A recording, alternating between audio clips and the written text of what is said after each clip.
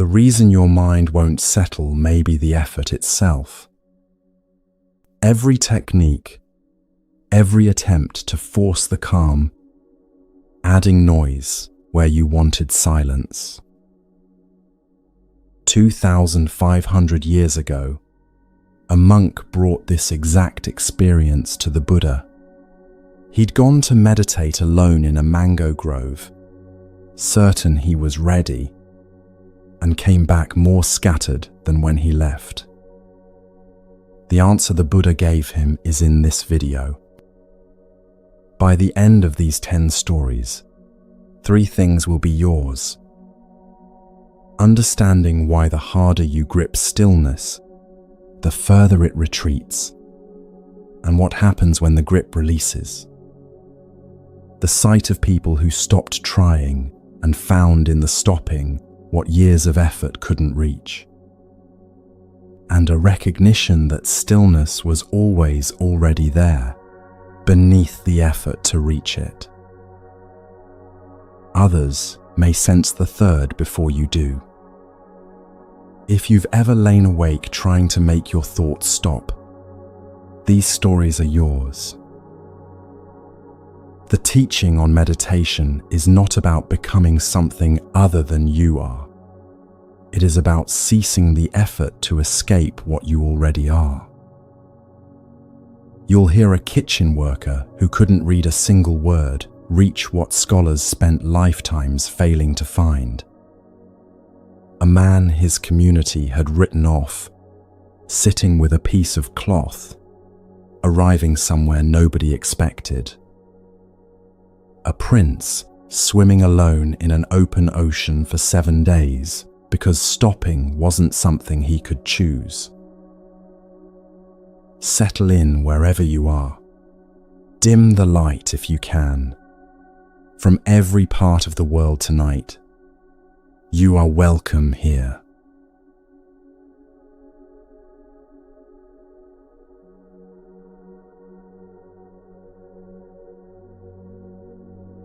The first story is about a monk who found the most peaceful place he had ever seen, sat down to meditate, and couldn't stop thinking.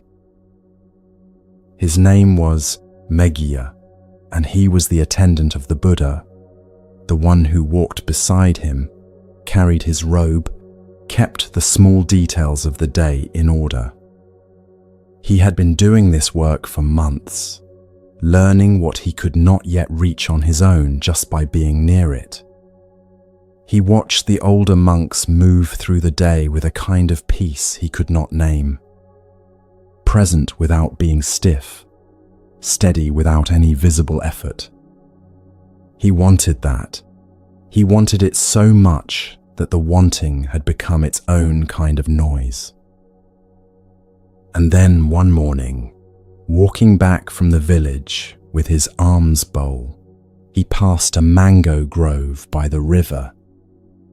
The trees stood close together, their canopy so thick the light came through soft and green. The river ran along one edge, quiet and unhurried. There was a smell to it, cool and sweet, reaching you before you were close enough to know where it came from. Meghiya stood at the edge of that grove and felt something shift in his chest. This was the place. He was sure of it. Here, alone with the river and the trees, away from the noise of the camp, his mind would finally do what he had been trying to make it do for months. It would go still. He had tried to meditate before, many times, in many different places. His thoughts were always with him, arriving as reliably as he did. But standing at the edge of that grove, he let himself believe that perhaps what had been missing was simply the right place. Here, surely, was that place. He did not yet understand that the mind does not settle because the surroundings are peaceful. The mind settles because certain conditions have been met, and those conditions were not in the grove. He went to the Buddha and asked to spend the afternoon there.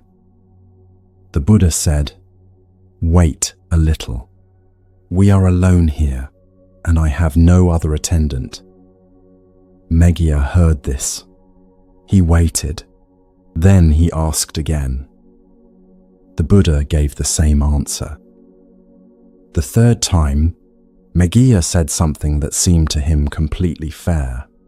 "You yourself, Lord, have nothing more to do, but I still need to work on my mind, and the conditions there are beautiful." He was asking for permission to try harder. The Buddha looked at him and said, "Since you speak of working on your mind, I will not hold you back. Go, Meghiya." So he went. He found a good place to sit at the foot of a tree. He arranged his robe. He closed his eyes and waited for the grove to give him what it had seemed to promise from a distance. What came instead was his mind. First, the wanting. The ordinary kind. Small comforts he had not thought about in months arrived with a sharpness that felt almost like an insult.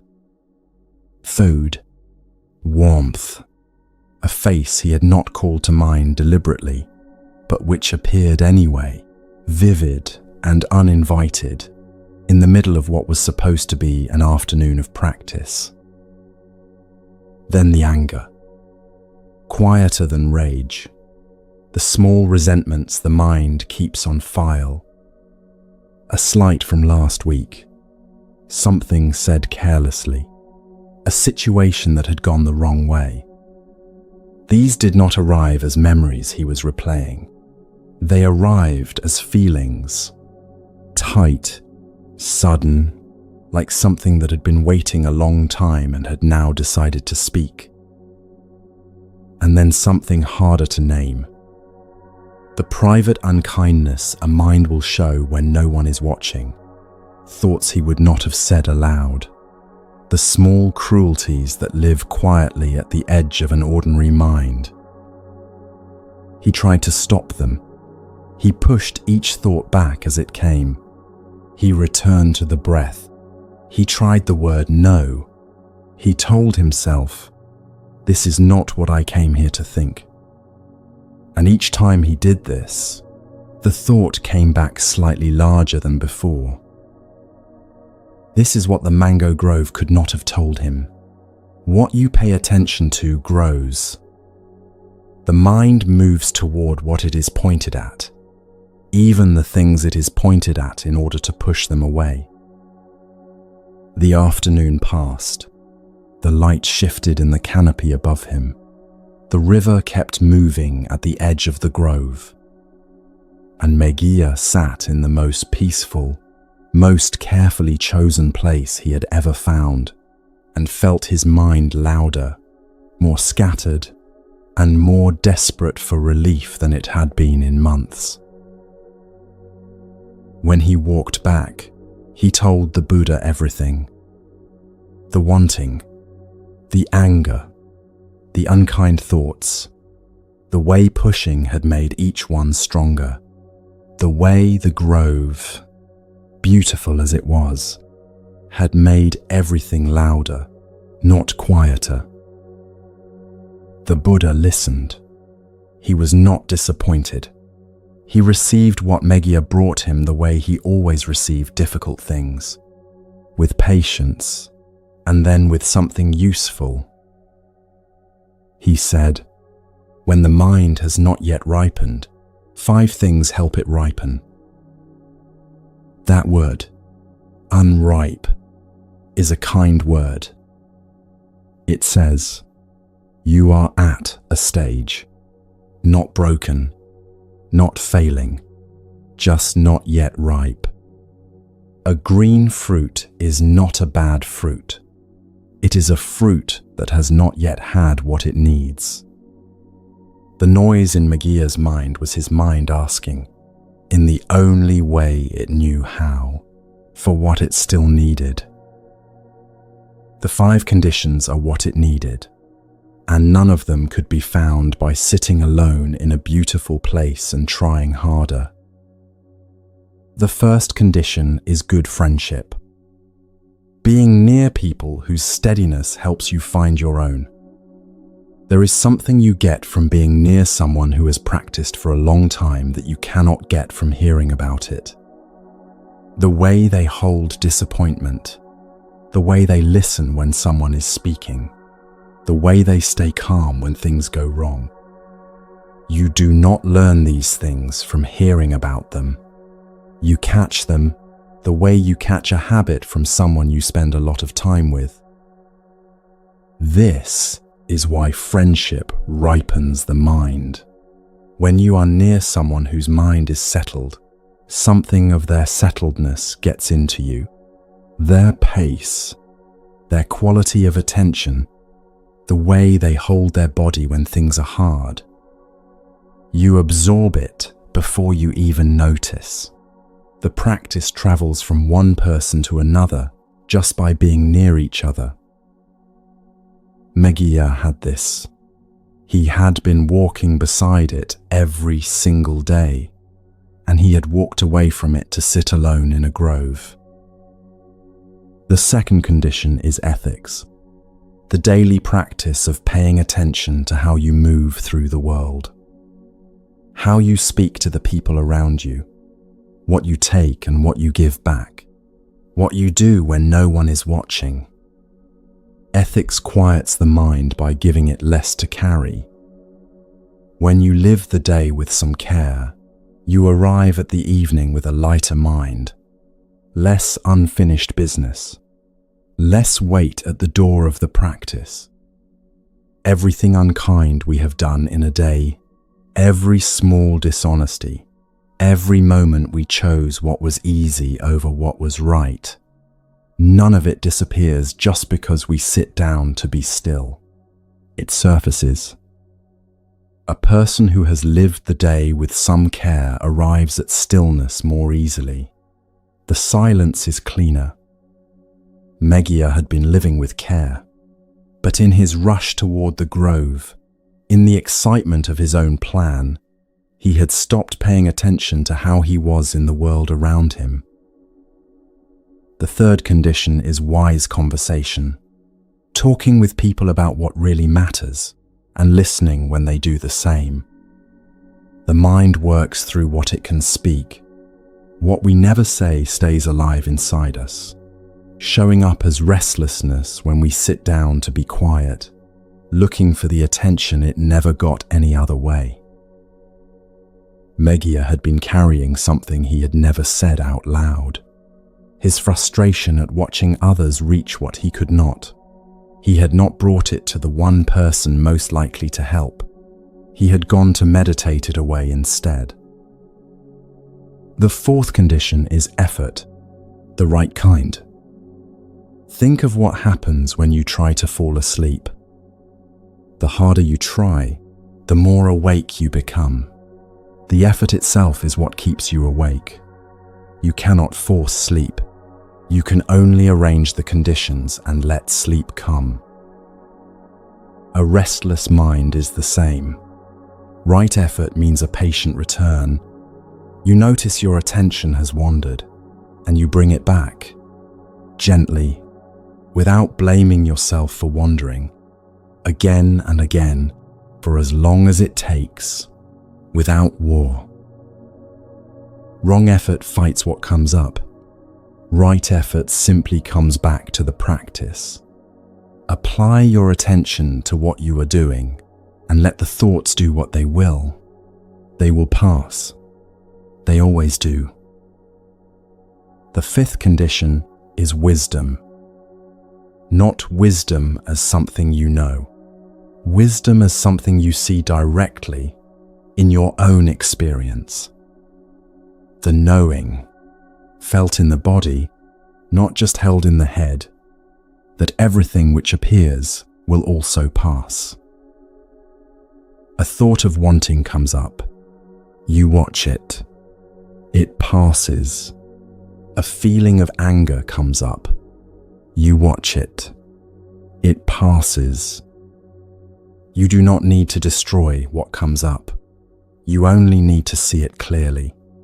That is enough. This kind of seeing does not come from deciding to believe that things change.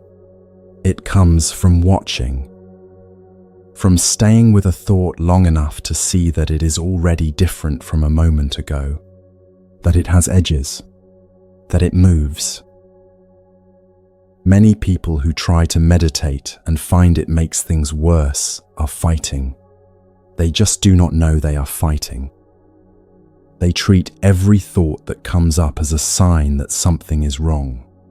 But nothing is wrong when thoughts arise. That is what minds do. What goes wrong is the war we declare on them. The fifth condition asks you to put down the war and simply look. The thought comes. You look. The thought passes. You look again. What you are watching for is not peace. You are watching for the movement itself. The movement that shows you, this passes. It was always going to pass.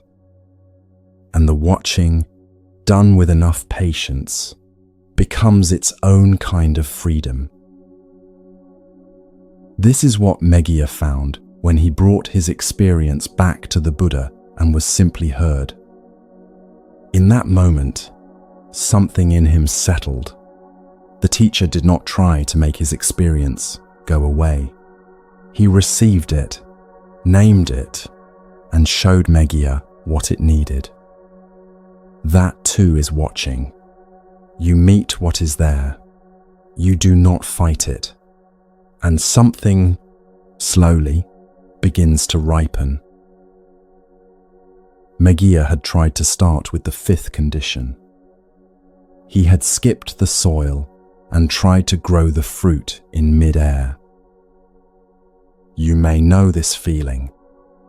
The evening you decided to meditate on willpower alone, with no settling, no preparation, and found yourself 30 minutes later more restless than when you started. The walk in nature that became an hour of replaying the same conversation you were trying to leave behind. The quiet room that made the thoughts louder. A restless mind goes noisiest when everything around it goes quiet. It was always this busy. You just could not hear it before. And the instinct that follows is always the same. Try harder. Find a better place. A better method. More determination.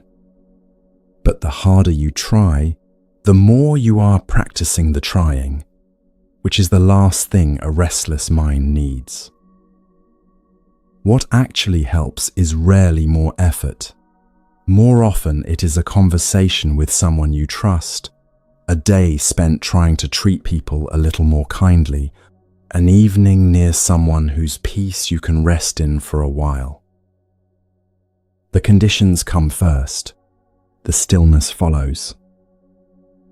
The mango grove was beautiful. There was nothing wrong with it. What it could not give Meghiya was what he had decided he no longer needed. The steadiness of good friends, the lightness that comes from living carefully day by day, the conversations that let the mind put down what it is carrying before it sits down to be still. These are not preparation for the practice. They are the practice. The mind you bring is the mind you get. But the stories ahead ask a harder question. What happens when the conditions are not just missing, but taken? When someone else removes the ground from under you, without warning, and the question becomes how to stay standing.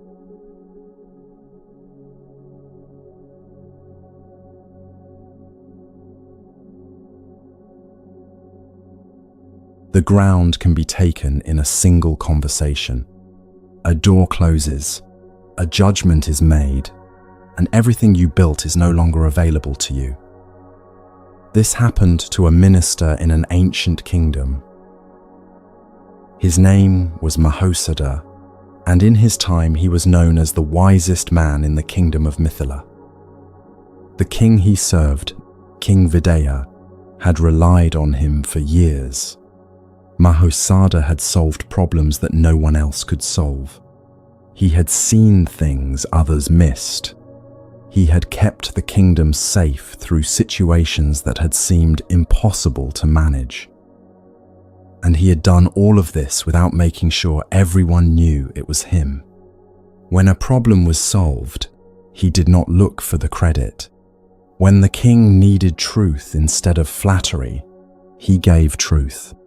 This kind of person is rare in any court, in any time. The other ministers of the court did not love him. They watched him receive the trust they had wanted for themselves. They watched the king turn to him first in times of trouble, and over time, the watching became something heavier and less clean. They began to find reasons to doubt him, small reasons at first, then larger ones. Then they began to bring these reasons to the king. They spoke of loyalty in a tone that made it sound dangerous. They raised doubts that could not be answered because they had never been clearly stated. They asked questions that were really suggestions. This is how suspicion spreads in a court. It does not come as accusation. It comes as concern. And concern is very hard to argue with. King Videha listened. He was not a bad man, but he was a man who could be moved by what he heard, and the ministers knew this. The whispering continued over weeks, then months. The king began to see his most trusted advisor through the lens that had been handed to him. The loyalty that had once seemed like devotion began to seem like strategy. The wisdom that had once seemed like a gift began to seem like a threat. One day, he called Mahosadha before him and told him to leave. He was to go from the capital. He was no longer welcome at court. He was given no reason, no chance to answer the accusations he did not know had been made. This is where the story turns. Mahosadha left. He did not argue. He did not demand to know who had spoken against him. He did not stand in the courtyard and make the king hear his side. He simply bowed, turned, and went. The people who loved him were confused. How could he go so quietly? How could he leave without a word of protest? They had expected something more. What they saw instead was a man walking away from everything he had built, with his hands open and his head level.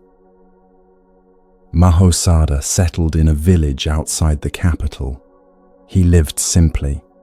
He did not speak of what had happened. He did not plan his return.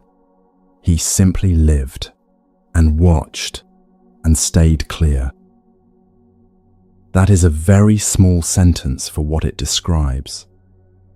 To live quietly after being pushed out of everything you had worked for, to not replay the scene at court, to not rehearse the conversation you should have had, to not spend your nights building the case for your own innocence.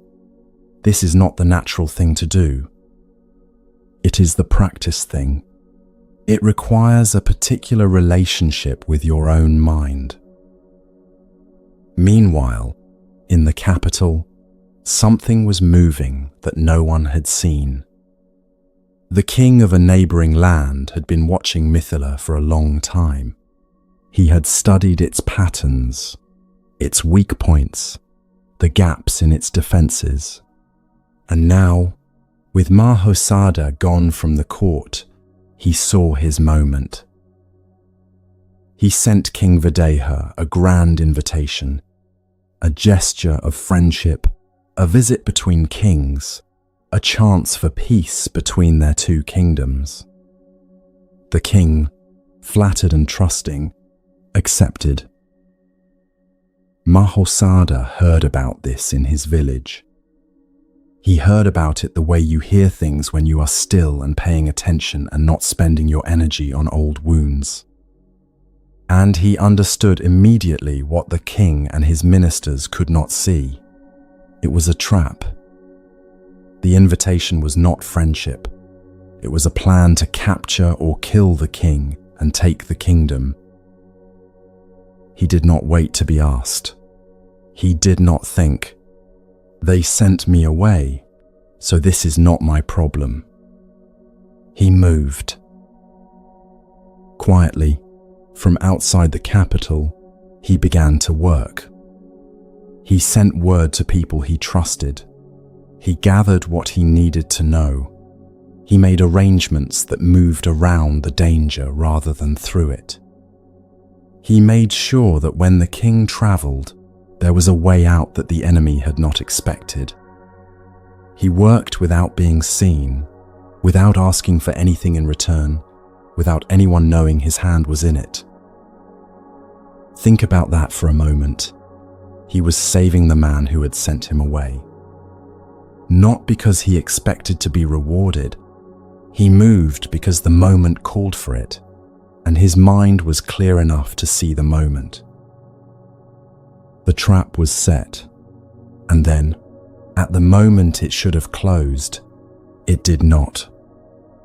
The ways out that Mahosadha had arranged held.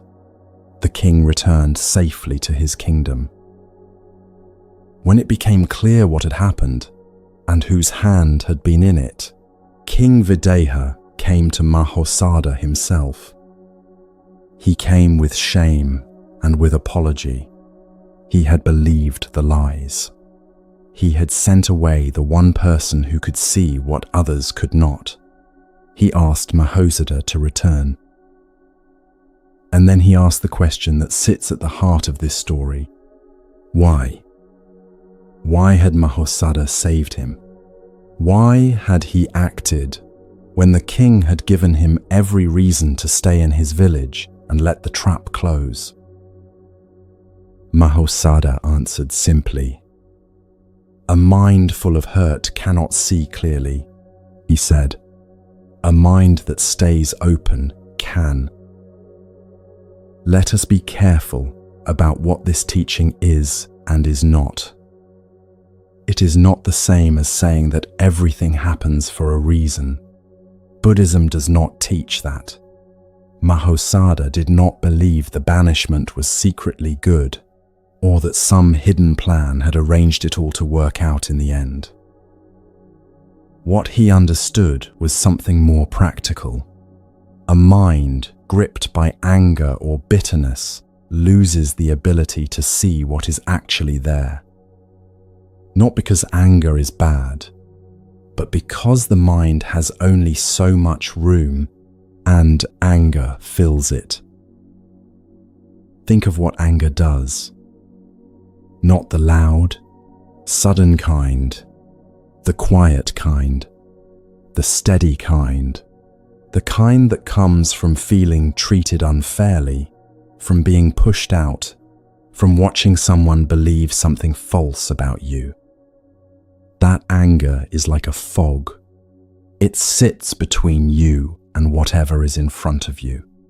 It keeps you in the event that hurt you, replaying it, pressing on it the way a tongue presses on a sore tooth. The fog narrows everything. The present moment gets small. Mahosadha did not press the sore tooth. He let the hurt be what it was, and he kept his mind free for what was in front of him. The word Buddhism uses for this is equanimity. It is often misunderstood as coldness or distance. Mahosadha was not cold. He loved the king. He cared about the kingdom. His equanimity was not distance. It was a different kind of care, one that kept his eyes open. Equanimity means keeping part of your mind free. The feeling is still there. The hurt is real. You simply do not build your home inside it. The teaching Mahosadha gives us is not comfortable. It asks something that can feel deeply unfair when you are in the middle of a hurt. It asks you not to fill yourself with the story of what happened. When someone takes something from us, a job, a friendship, a position we worked for, the trust of someone we loved, the mind wants to hold on. It wants to go over the details, to make sure the injustice is fully felt and fully counted. There is nothing wrong with this. It is a very human thing. But a mind full of repeating the story of what happened loses its view of the present moment. It stops noticing what is moving around it. It misses things. What would Mahosadha have seen if he had spent those months in bitterness? Less, much less. He would have been watching his own wound instead of watching the world. He would have missed the invitation. He would have missed the pattern. He would have missed the moment to act. You may have lived something like this.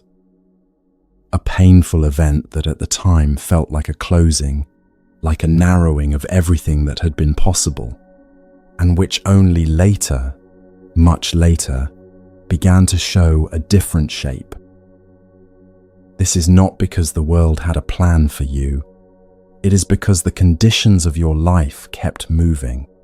They kept changing. And when you were no longer pressed against the moment that had hurt you, you could begin to see the fuller picture. The early Buddhist teachers used a simple image for this. Look at a river. It looks the same from the bank.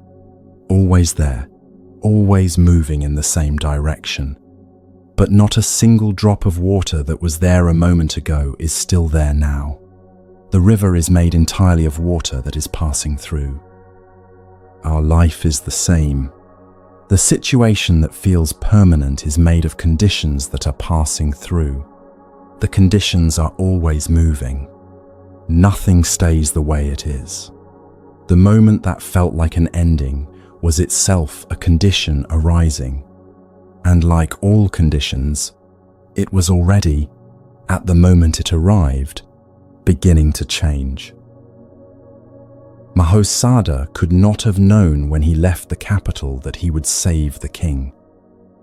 He did not plan it. He did not wait for it. He simply kept his mind clear, and when the moment arrived, he was clean enough to see it. The mind that is still available, that has not been used up by grievance, can respond when something is needed. This is what equanimity is for, not comfort, availability. What Mahosadha did with his anger was this. He let it be there, and he did not build a house in it. But the next story is about something harder still. What happens when there is no ally, no way back, no ground to stand on, and you are completely alone? When no one is coming, and the only question left is whether you keep going anyway.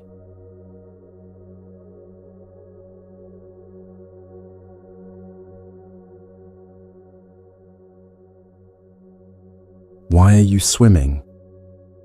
The question came from the sea itself, or from what rose out of it. A presence at the surface, appearing in the way things appear when the mind has been pressed far enough that the usual boundary between the world and the self becomes thin. She looked at the man in the water. She saw what he saw. Open ocean in every direction. No ship. No other survivors. No land. No light on any horizon. Nothing to swim toward, and nothing to swim away from. There is no shore within sight, she said. "There is no one coming for you. You have been in the water for 7 days. Why are you still swimming?" The man's name was Mahosadha. This is his story. He had not always been in the ocean. He was the son of a king who had died too young, leaving behind a kingdom that had already moved on by the time the boy was old enough to understand what had happened. His uncle had moved quickly after the death. By the time Mahosadha was old enough to see the full shape of things, it had already been decided. The throne was not his. The court was not his. The life that should have been his was someone else's ordinary life, and had been for years. He had grown up with this knowledge as a kind of background sound, not a wound that bled openly, but something steadier and harder to put down. He knew what had been taken. He knew it was his. And somewhere in the years of growing up, without making a formal decision about it, he had decided that one day he would go and take it back. When he was old enough to act, he put together what little he had. Some money saved, a few trusted contacts from the old days when his father was alive, his father's name, which still meant something to people who remembered. He found passage on a merchant ship headed in the right direction. It was not a careful plan. He had no army and no political allies. He had a name, a direction, and the refusal to accept that the distance between him and what was his was permanent. The sea did not know about plans. 14 days into the voyage, a storm arrived. Not the brief kind that passes in an afternoon, the building kind, the kind that announces itself hours before it hits through a particular change in the light and the way the air suddenly goes still. The sailors knew what it meant. They worked through the night, doing everything that could be done. The ship held longer than it should have. Then the hull took water. The mast came down. In the space of a few hours, the ship stopped being a ship and became a collection of broken things in the dark water. Everyone on board went into the ocean. The first night in the water is something no set of words fully carries.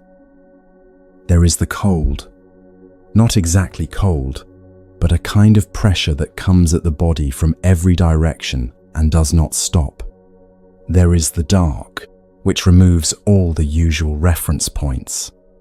There is the awareness of what is below you, depth that has no floor you can picture, something vast and alive and entirely indifferent to your presence. And there is the awareness that arrives with its own weight, slowly and then completely, that you are a very small thing in a very large place. Mahosadha swam. He was not alone in the water at first. The other passengers had gone in with him, and in those first hours there were voices across the water, people calling to each other, checking, keeping track. There is something those voices do, even in a desperate situation. They say, "You are not the last person. Someone else is here. The dark is not only yours." One by one, the voices stopped. Some had swum until the body simply could not be asked to continue. Some had reached a point in the water where a decision was made, not spoken, just made, that this was as far as they were going. A few had been taken by what lives in the deep water of the open sea. By the second morning, the sky was grey and flat and enormous, and Mahosadha was the only voice left. There was no one to call to, no one to confirm that he was still there. He kept swimming. There is something that happens in the open ocean alone that does not happen in ordinary life. The mind runs out of distractions. In an ordinary day, the mind is always managing something. A task coming up, a conversation from yesterday being replayed, a worry being turned over to see if it has changed since the last time it was turned over. Out there, with nothing in any direction, there is nothing to manage. There is only the body and the water and the question of the next stroke. The mind, stripped of everything it usually keeps itself busy with, is left with just itself. This can be unbearable. Mahosadha swam through it. He picked a direction by the feel of the water and the position of the sun when it was visible, not because he knew this was the right direction, but because having a direction is better than having none. Purposeless movement tires a person faster than purposeful movement. Even when the purpose is a guess, it holds the body together. The second day hurt more than the first. The third hurt more than the second. Somewhere in there, the body finds a different mode. Not comfortable, not easy, but no longer in full argument with what is being asked of it. A kind of grim cooperation between the will and the muscles. Just continue. Just the next stroke and the breath after it and the stroke after that. There was nothing to celebrate in these days and nothing to be ashamed of. Each day was just the continuation of the last one. The same water, the same horizon with nothing on it. The same question of whether to continue, answered the same way each time, without drama, without inspiration, without anything that could be called a reason other than the simple fact that stopping had not yet been chosen. At night, with no sun to orient himself, he swam by the stars when they came through the clouds. They were a comfort, not because they told him where the shore was, but because they were familiar. He was still in a world he recognized, even if that world had reduced itself to water and darkness and the rhythm of his own arms. He did not swim toward anything specific. There was nothing to swim toward. He swam because stopping was a kind of choice, and he was not ready to make it. He swam the way a person breathes, not because they have sat down and decided to stay alive, but because the body and the will have not yet come to any other agreement. By the seventh day, something quieter had settled in. The body's argument against continuing had been made fully and refused fully enough times that there was nothing left to argue. The mind had run every version of the calculation and come back to the same place each time.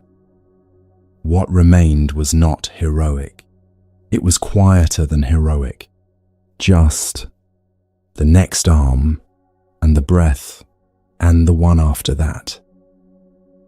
It was on the seventh day that she appeared. She came up from the water, or seemed to. By that point, the line between what was outside Mahosadha and what was inside him had become difficult to trace. But the question was clear. Why are you swimming? She was not unkind.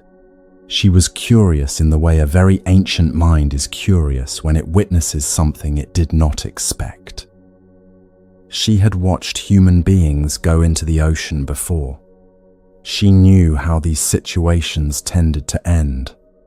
This man had been in the water for 7 days. He was still moving. There is no shore within sight, she said. No ship is coming.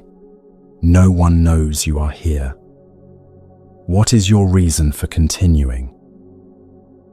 Mahosadha stopped moving for a moment, not from doubt, He paused the way a person pauses before saying something that deserves to be said without rushing.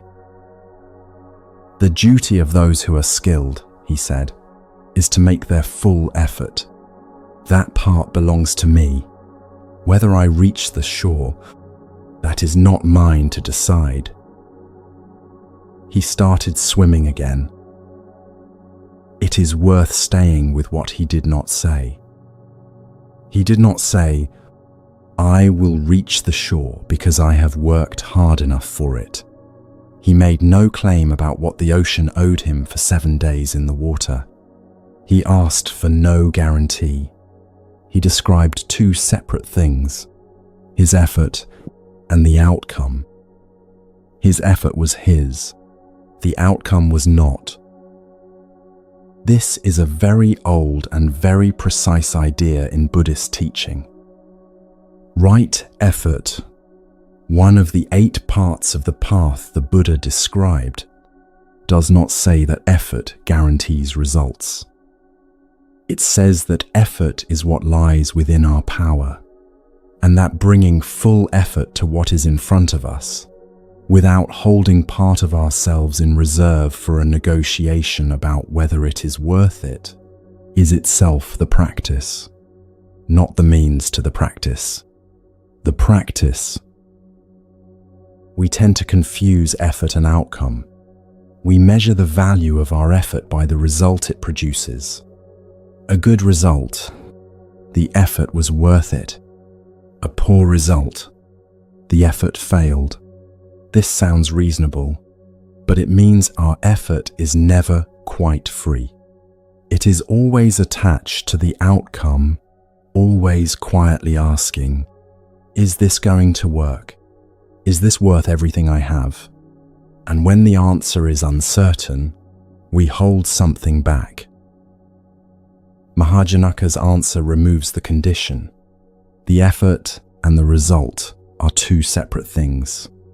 The effort belongs to you. The result belongs to the conditions.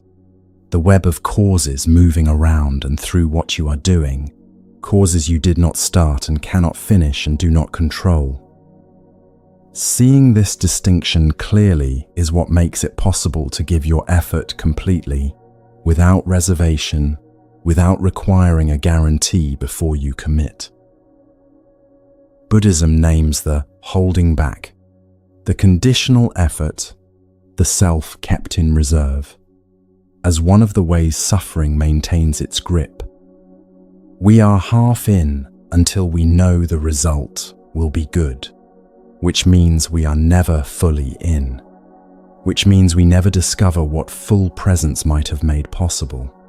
The half in life is its own kind of loss. The people hearing this tonight have felt this moment. The moment when the outcome is completely uncertain and the question is whether to give everything anyway. Mahosadha's answer does not make the uncertainty go away. He is still in the ocean when he says it. The uncertainty is exactly as large as it was before. What he offers is not a removal of uncertainty. It is a different relationship to it. Bring everything, because it is yours to bring. You may know this from somewhere much closer than an open ocean. The effort you keep making in a direction where results are very slow to arrive. The care you keep bringing to something, a person, a practice, a version of yourself that does not seem to be improving in ways you can point to. The recovery you show up for each morning, even on the mornings when showing up feels like a performance of something you are no longer sure you believe. The relationship you keep tending to, even when the tending does not seem to reach the other person. The practice you return to, sitting down, trying to be still, even on the days when the stillness does not come. In all of these, the mind eventually asks the question the goddess asked. Why are you still doing this? There is no shore in sight. Nothing is changing. No one is coming to tell you that you are on the right track. What is the point of continuing? The answer Mahosadha gives is not the answer on a motivational poster. It does not promise the shore is there, just past where you can see.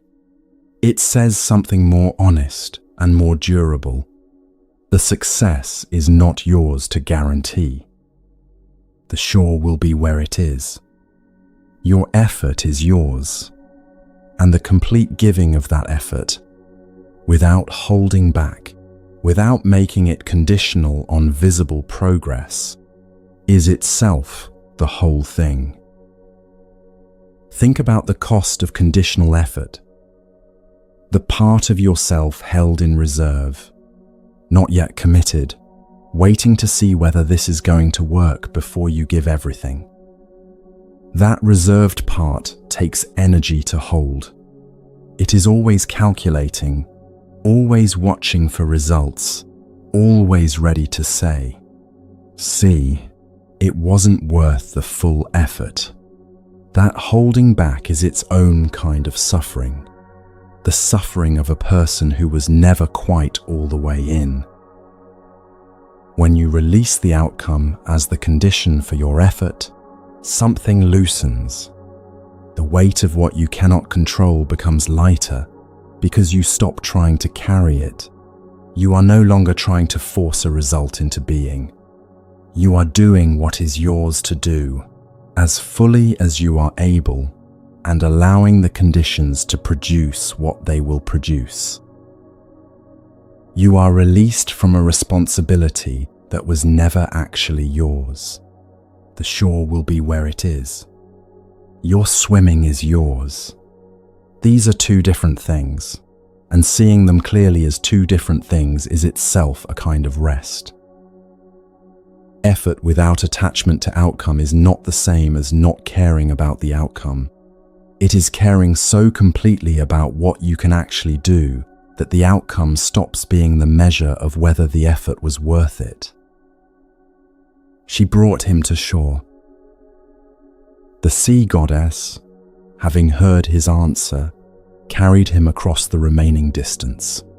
He arrived on the coast of a country where a king had just died and left no heir. The people there saw a man coming out of the water, lean, salt-covered, 7 days in the ocean, and completely steady, and something in how he carried himself told them that what they had been waiting for had arrived. Mahosadha became their king. The story does not offer this rescue as a reward for the effort. It does not say, because he swam with the right attitude, the goddess was required to save him. The story says the conditions continued moving. They moved in a direction no one had predicted when the storm hit 14 days into the voyage. Mahosadha's 7 days was one condition. The death of that distant king was another. Their meeting, the man walking out of the sea and the kingdom that needed someone to walk in, no one planned it. It simply arose from what had already been set in motion, moving the way conditions move, not according to anyone's design, but according to what was already there. The shore was always there. He had not known where it was. He had only known what he could do. Mahosadha had something, a claim, a name, a direction he could call a reason, even when the reason was invisible. He was a prince. He had enough to explain the effort to anyone who asked. The next story belongs to someone who had nothing to work toward, and found what all the people working hard around him could not.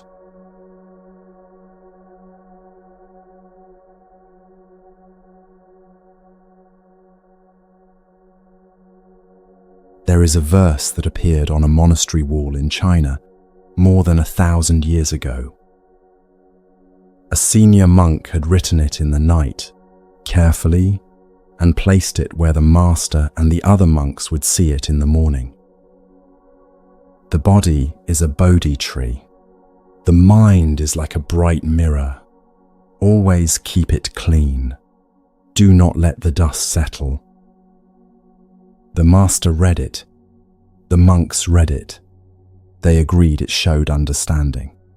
It was copied, recited, praised throughout the monastery.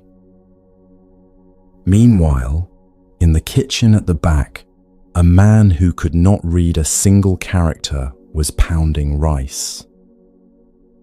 His name was Huineng. The verse had been written by Sheng Shu, the head monk, the most learned person in the monastery, the one who had given the most years to study.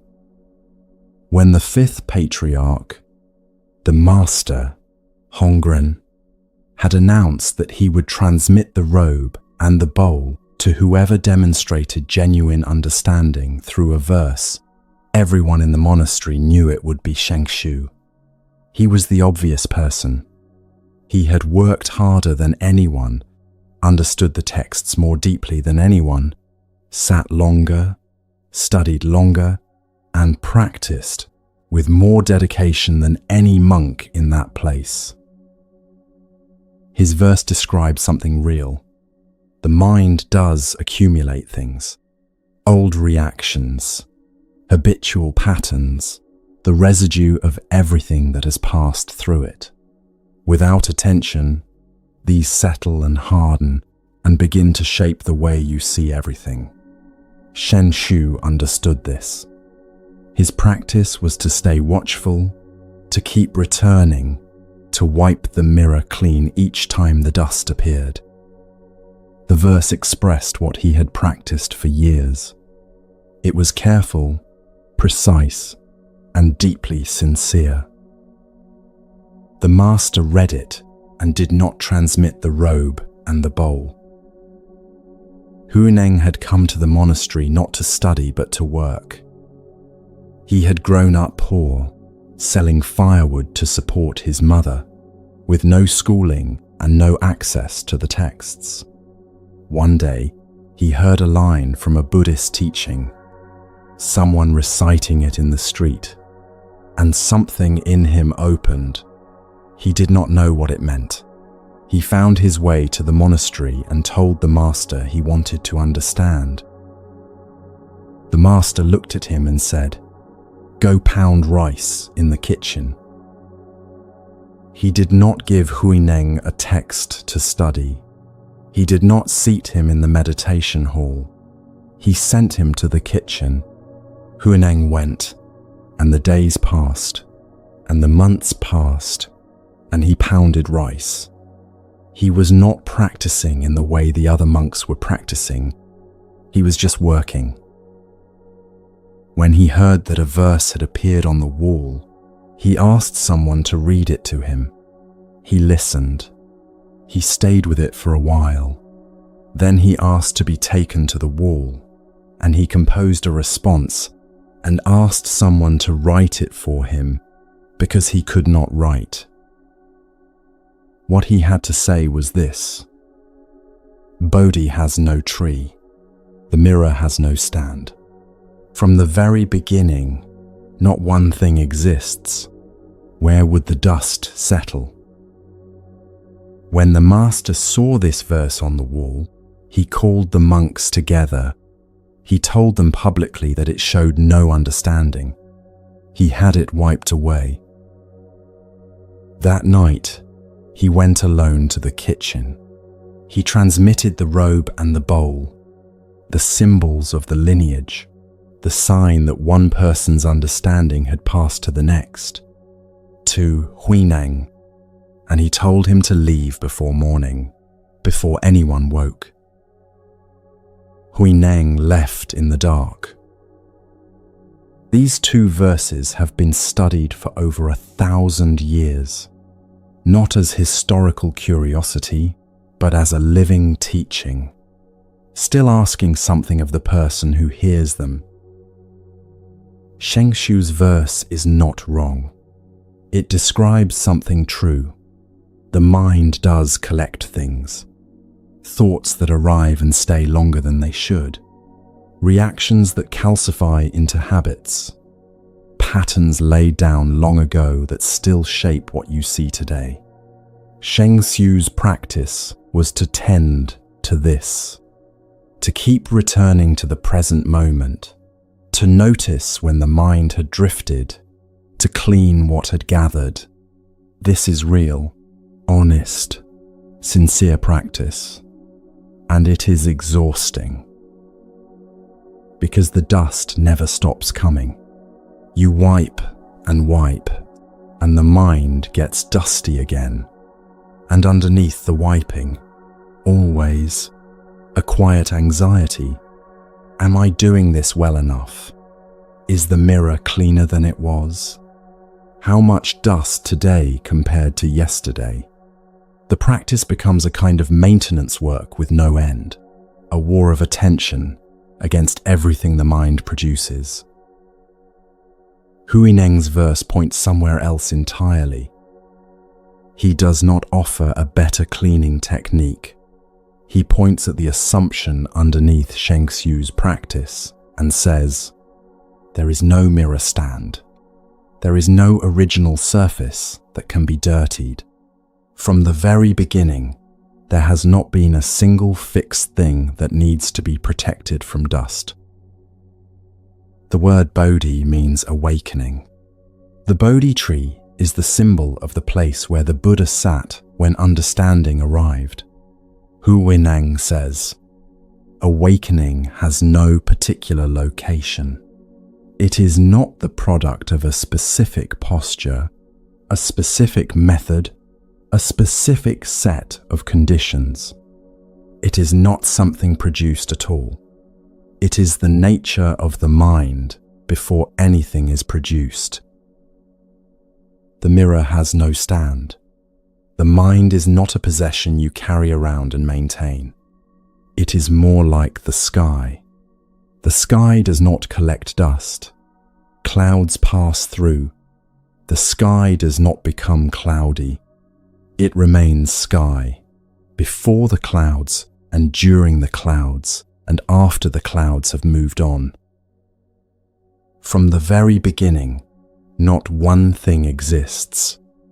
This is not nihilism. It is not saying nothing matters. It is pointing to something in early Chan Buddhism, what later became Zen, that the Buddha's own teaching on the nature of mind already contained. The essential nature of the mind cannot be stained. Thoughts arise and pass. Reactions come and go. But underneath the arising and the passing, there is something that the dust cannot reach. It has never been in danger of being dirtied. It was never in need of cleaning. Where would the dust settle? Think about how much mental energy goes into what Sheng Tzu's verse describes. The monitoring of your own mind, the watching for wrong thoughts, the noticing that you have just been angry or jealous or afraid, and the effort that follows to clear it away and return to some cleaner state. The measuring. Am I more peaceful than last month? Is the mirror cleaner? How did today's sit go compared to yesterday's? Most people who have tried to meditate know this experience. The self-monitoring, the quiet judgment that runs alongside the practice, assessing how well the practice is going, the exhausting loop of trying to have the right internal state and then feeling bad about not having it. The sense that if you could just get the mirror clean enough, if you could just sit still enough, if you could just let go enough, something would finally arrive.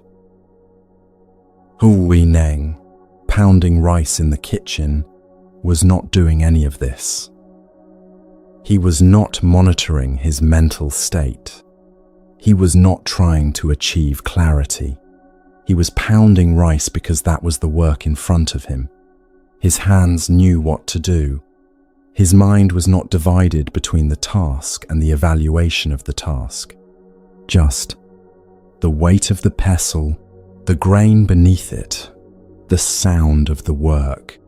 Nothing else was happening. And in that nothing else happening, what had always been there was simply present. Complete presence in ordinary work is not a lesser form of practice. It is what practice points toward. You may have touched this without knowing it had a name. A moment when the watching and the effort and the self-assessment all simply stopped. Not through discipline, through something else, through being so fully in what was happening. Washing a dish, walking to a car, listening to rain on a window, that the monitor went quiet, not because you made it quiet, because the moment was too complete to leave room for anything else. In those moments, the dust did not accumulate. The mirror was not dirty. There was nothing to clean because the cleaning mind was not running. And what was there instead was not a special state.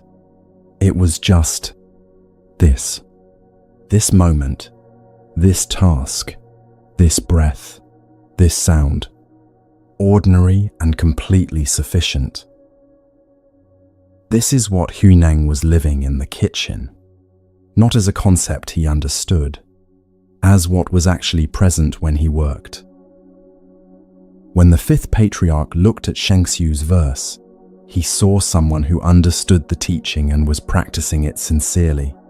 When he looked at Huineng's verse, he saw someone already living what the teaching was pointing toward. These are different things. Knowing about the path and being on the path are different things. Huineng had not studied the path. He had been on it, in the kitchen, without knowing it had a name. This teaching can feel uncomfortable for anyone who has worked hard at their practice. It can sound like, all your effort has been wasted. That is not what it says. What it says is more precise. Effort that comes from believing the mirror needs constant cleaning is effort spent against itself. The mind's essential nature does not need to be fixed. It needs to be recognized. And the recognition does not come through more effort. It comes when the effort to reach it is set down long enough to see what was always already there. Sitting down to meditate is not wrong. The practice is not wrong. What changes is what you think you are doing when you sit. You are not manufacturing stillness. You are not producing peace through effort. You are creating the conditions in which something that was always there can be noticed. Meditation is not the activity of cleaning the mind. It is the activity of stopping the cleaning long enough to see what is underneath it. And the stopping can happen anywhere. In a kitchen, in a moment of complete attention to something ordinary, in a breath taken fully, with nothing held back and nothing reached for, in the doing of any simple thing without the part of the mind that stands to the side, watching, measuring how it is going. The stories in this night have been pointing here from the beginning. Megia tried hard to meditate alone and couldn't, because effort without the right conditions cannot force what cannot be forced. Mahosadha did not fill his mind with grievance, and the mind that stayed empty could see. Mahajanaka gave everything to his effort and released the outcome, because the effort and the result have always been two different things. And Huineng, who was given nothing to work with and asked nothing of himself except to pound the rice, arrived at what all the studying and all the effort and all the careful mirror wiping could not reach. The harder you try to hold the stillness, the more it moves away from you. Let the hands do their work. Let the mind be the sky. The next story belongs to a being who had never encountered something his power could not move, until the night he came home to find one.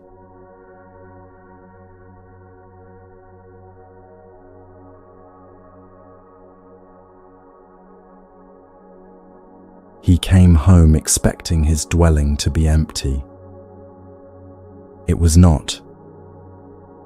Ahavaka was not the kind of being who encountered surprises. He was the kind of being who created them in others. For as long as anyone in the surrounding region could remember, his territory had been understood the way certain stretches of wilderness are understood, not as somewhere you go, but as somewhere you do not. He had an arrangement with the local king that had begun with criminals and had expanded. Over time, as such arrangements always expand, until it reached people who had done nothing at all except be available. A yaksha, in the understanding of that world, was not simply dangerous the way a wild animal is dangerous. A yaksha was dangerous the way a storm is dangerous, not because it chose you, but because you were in its path, and it made no distinctions. Avaka had lived this way for a long time. He had no reason to expect anything different from this night. But there was someone in his dwelling, a monk, sitting quietly in the dark, not fleeing, not apologizing, not startled, simply sitting. Ahavaka commanded him to leave. The monk stood, walked out, and stood quietly at the threshold. So Ahavaka commanded him to enter. The monk entered, returned to the same spot, resumed the same stillness, as if he had never moved at all. Leave. The monk left. Enter. The monk entered. Leave. Enter. 3 times, the monk complied without complaint or resistance, without any expression of what was asked costing him anything at all. Each time he returned, the stillness returned with him, unchanged, uninterrupted, as if the commands had passed through something that simply could not be disturbed. On the 4th command, "Go out, monk," the monk said quietly, "No, I will not go out. Do what you must do." There was no defiance in the voice, no provocation, just a plain statement, the way someone states a fact about the weather. And in that plainness, Ahavaka encountered for the first time something his power had no answer for, a presence that would not be moved, and was not even trying not to be moved. It simply had no interest in being moved. There was nothing in it that force could find purchase on. He reached for what he had. His greatest weapon was a disc of iron whose reputation had traveled through every region within reach of his name. He sent it across the space between them with full force. It arrived at the feet of the seated monk as gently as a leaf finding the ground. He released a storm, not weather, but a storm of his making, the kind that strips bark from trees and drives grit through skin. It moved through the air and parted around the seated figure as if the stillness itself were redirecting it. The monk's robe did not stir. He sent floods of darkness, walls of fire, the most terrible forces he had ever summoned. Each one arrived, encountered the stillness, and lost its force. Not because the stillness blocked anything, because it did not resist. Force requires something to push against to do its damage. There was nothing here to push against. Ahavaka's greatest weapons crossed the space between them and arrived as nothing at all. He kept sending what he had because he had no other plan. This was what he had always done. Maximum force until the thing in front of him broke or fled. Every being he had ever encountered had either broken or fled. He had never once considered that a third possibility existed. The night moved forward. The attacks continued. The stillness did not change. And something began to shift inside Avavaka, not in his power, which was real and remained, but in his certainty. He had always known, somewhere below thought, that the world was something he could control if he brought enough force to bear on it. That knowing was unwinding now, quietly, in the dark, without any announcement. The ground he had always stood on was becoming less solid under him. By the time the first light reached the edges of the sky, he had exhausted himself completely. Not his power, his certainty. He sat down, which he had not intended to do. He sat because he was tired in a way he had never been tired before. The tiredness that comes when you have tried everything you know how to try and discovered that none of it reached the thing you were trying to reach. In that tiredness, something surfaced that had been waiting below all the force for a very long time. A question. He asked it the way a person asks when they actually want to know. What is the best wealth a person can have? What brings true happiness? What is the sweetest thing a human being can taste? How does one live well? The monk answered him, faith is the best wealth. Wisdom brings the deepest happiness. Truth is the sweetest taste. A life lived with clarity and virtue is the life lived best. Avaka recognized the answers as true, not because they confirmed what he already believed, because they reached beneath what he believed, to something older and quieter inside him. He had been attacking truth all night. Truth had not moved, and now it was answering his real question, as if the whole long night had simply been a preparation for this moment. As if this was always where they were going to arrive. Had I left on my journey tonight and not returned, he said, I would have missed this. I would have gone on as I was, for a long time, and suffered for it. He had been about to depart when he came home to find the monk. The entire night had been, without him knowing it, the one interruption that changed the direction of his life. At dawn, the most feared being in the region became something the fear had been covering all along. The path opened the moment the effort stopped. What this long night holds for you is something specific. You cannot fight what will not fight back. Force is only as effective as the resistance it encounters. When there is nothing to push against, force travels through empty space and arrives nowhere. Avaka's weapons were real. His power was real. None of it was sufficient. Not because the monk was stronger, but because the monk had nothing in him that force could reach. The thoughts you fight in the night work the same way. The anxiety you try to argue down, the grief you try to outthink, the feeling you have been working to suppress for longer than you can remember, these do not weaken under force. They are fed by it. The harder you come at them, the more energy enters the space they occupy. They grow in proportion to the resistance they meet. The fight is what keeps them large. This is not a teaching about giving up.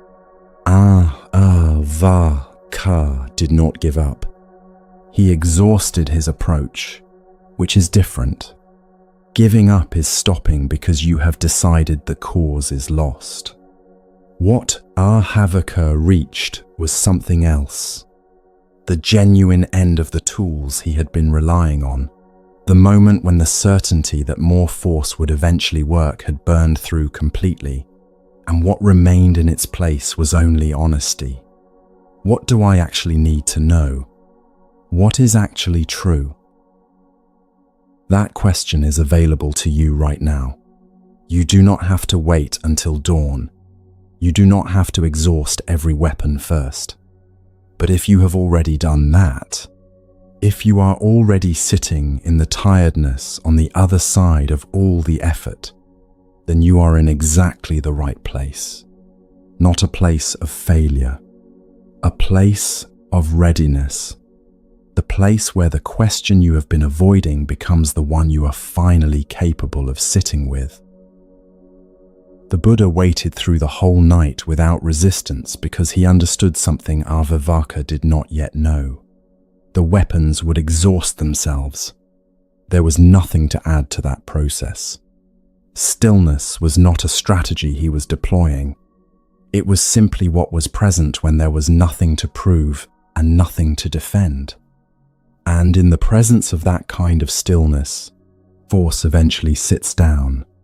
Force eventually asks a real question.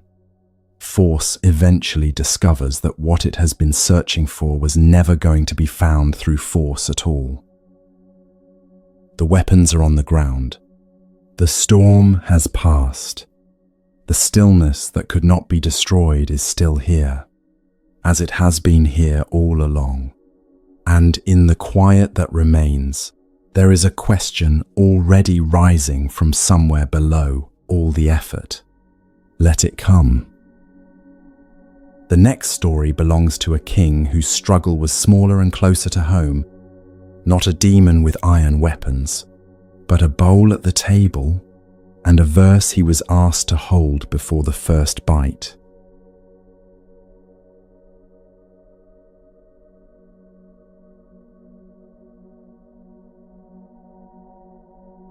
He arrived out of breath. The king of Kosala, a man with armies and treasury and the power to summon any person in his kingdom with a word, arrived at the Buddha's dwelling out of breath and asked to sit down before he said anything. The Buddha gestured to a seat. The king lowered himself into it heavily, slowly, with the careful deliberateness of a very large person managing a very tired body. King Pasenadi of Kosala was one of the Buddha's oldest students. Not in age, but in duration. He had been coming to sit with the Buddha for years.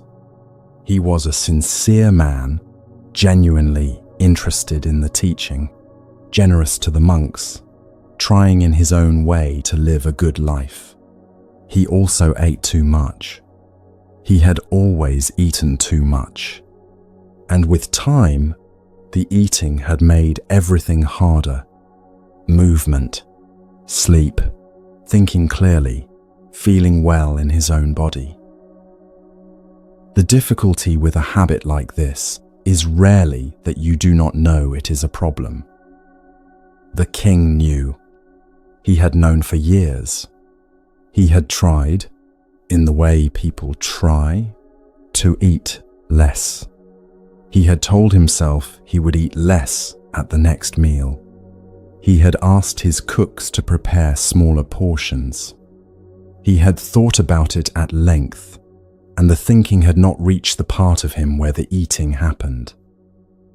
At every meal, something occurred between his intention and his action that the intention lost. He would sit down, meaning to eat less. The food would arrive. The smell of it, the warmth of it, the pleasure of the first bite, and then time would pass, and at the end of the meal he would realize he had eaten everything in front of him again. Not because he had chosen to, because the choosing had not been there at the moment it was needed. This is not weakness. This is how habits work. A habit is a behavior that has been repeated so many times that it no longer needs a decision to run. The choosing happened once, or 100 times, and then the pattern was laid down, and after that, the pattern simply ran. The king was not choosing to overeat. He was not even quite eating. in the way that a conscious person eats. Something was eating, and he was there, watching. He sat down in front of the Buddha, and the tiredness in his body was visible.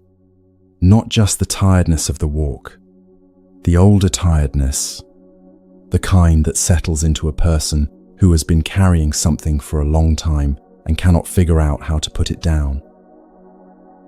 The Buddha did not say, "You should eat less." He did not explain the harm of overeating.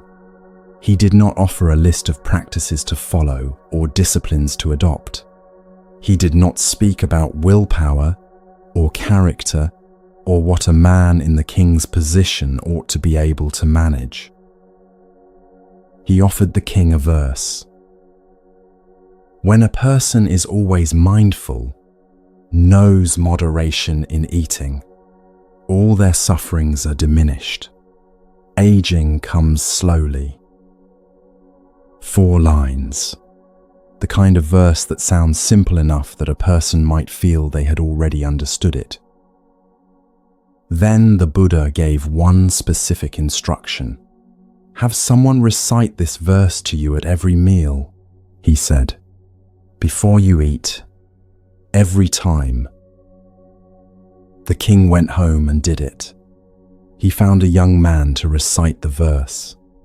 And at every meal, before the first bite, before the food was even touched, the 4 lines were read aloud.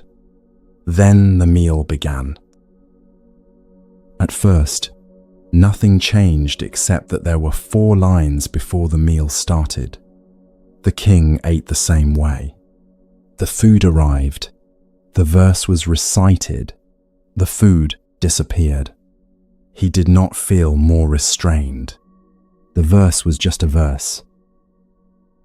But something was moving underneath the noticing. Slowly, over days and then weeks. Something in the practice of hearing those words before eating was introducing a small gap into a process that had never had one. A breath, a pause, a moment that existed between sitting down and reaching for the food. The verse was not changing the king's appetite. It was doing something more precise. It was inserting a moment of awareness into a process that had previously had none. Think about how small that sounds. 4 lines of verse before a meal. A few seconds of attention. And yet those few seconds were what years of intention had not provided. They were the gap. The breath between the condition and the response. Early Buddhist teaching on mindfulness points exactly to this.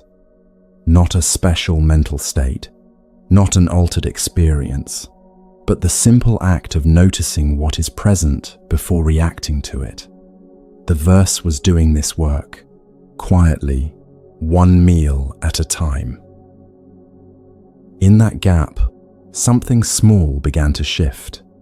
Not dramatically, not through resolution, just a little less, then a little less again.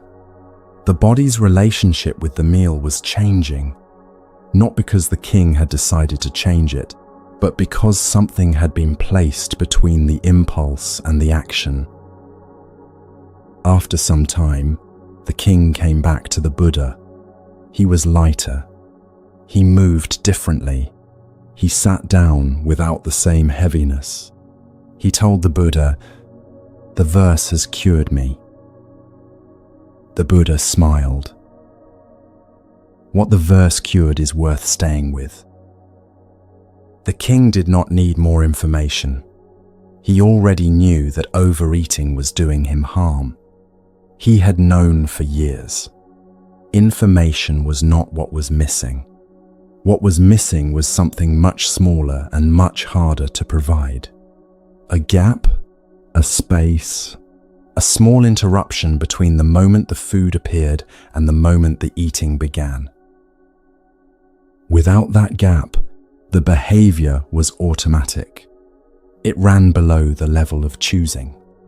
The king could genuinely intend to eat less and still find at the end of each meal that the intention had made no difference, because the intention was never present at the moment it was needed. The moment it was needed was the first bite, the second, the third, and at those moments, the intention was gone and the habit was running. The verse interrupted the habit, not by being persuasive, not by containing wisdom the king did not already have, by existing as a pause. 4 lines of verse before every meal created what all the king's intentions had failed to create, the space in which choosing was possible. When you are inside a habit, you do not feel like you are choosing. You feel like you are being moved. Something begins and you follow it, and somewhere in the following the decision was already made and you were not asked. The question this story raises is, where is the place to intervene? Not in the middle of the meal, when the food is already being eaten.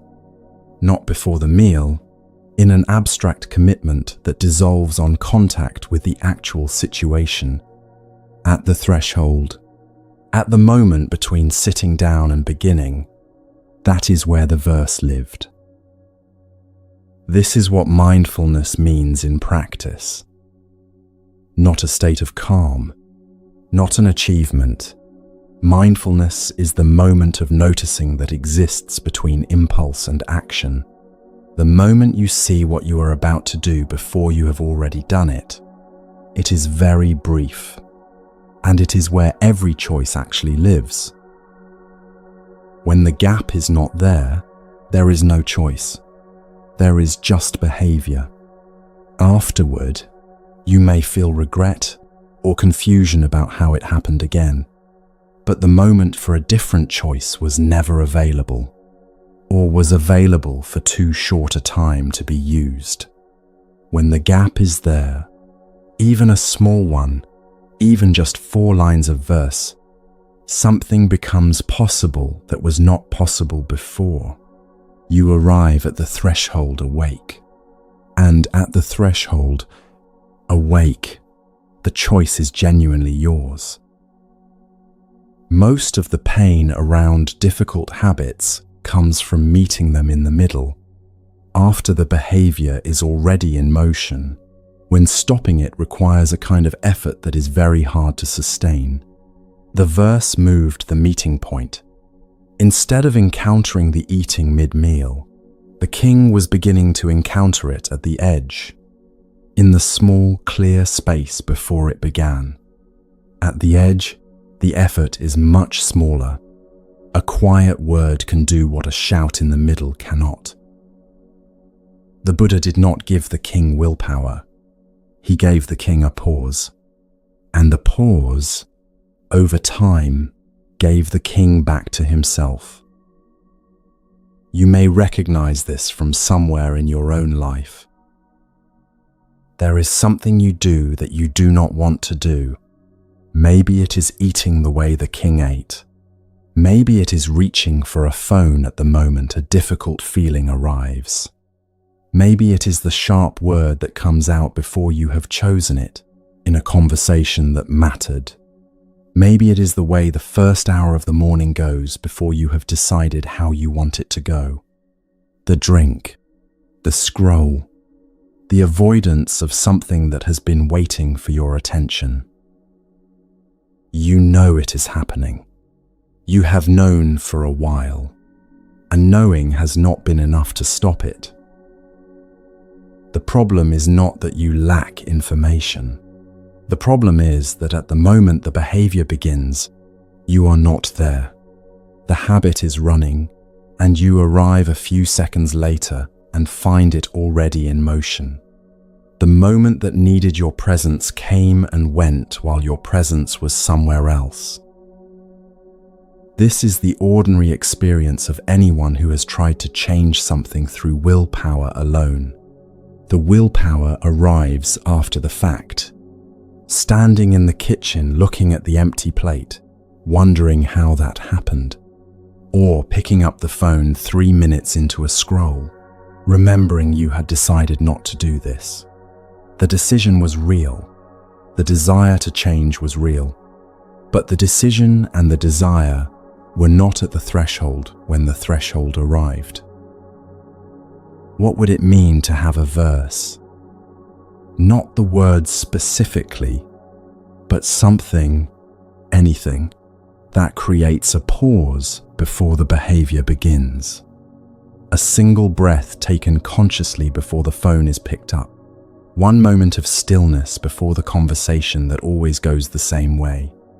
A pause, just long enough to notice what you are about to do and feel whether it is what you want to choose.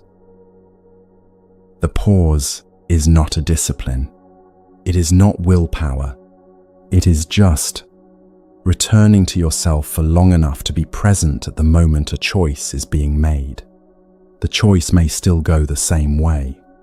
Sometimes it does, but it goes there as a choice, not as a habit running without a driver.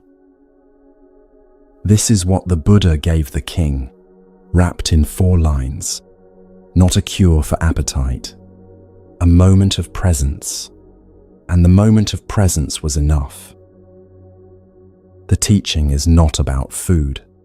It is about the 100 small thresholds in any ordinary day, the moments in which a habit is either noticed or not noticed, chosen or merely repeated. The practice does not live in a special state or after years of preparation.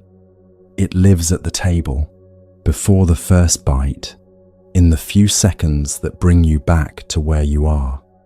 Every day has a table. Every day has a threshold where a habit is waiting to run. The verse does not need to be 4 lines. It just needs to be enough to bring you there awake. The next story belongs to someone for whom even 1 verse was too many. A monk who could not memorize a single line no matter how many months he tried. His own brother had him removed from the monastery. He sat outside the gate in the dust and wept. And the Buddha came to him there. Not with a teaching, not with explanation, but with a piece of white cloth and an instruction so small it seemed like nothing at all.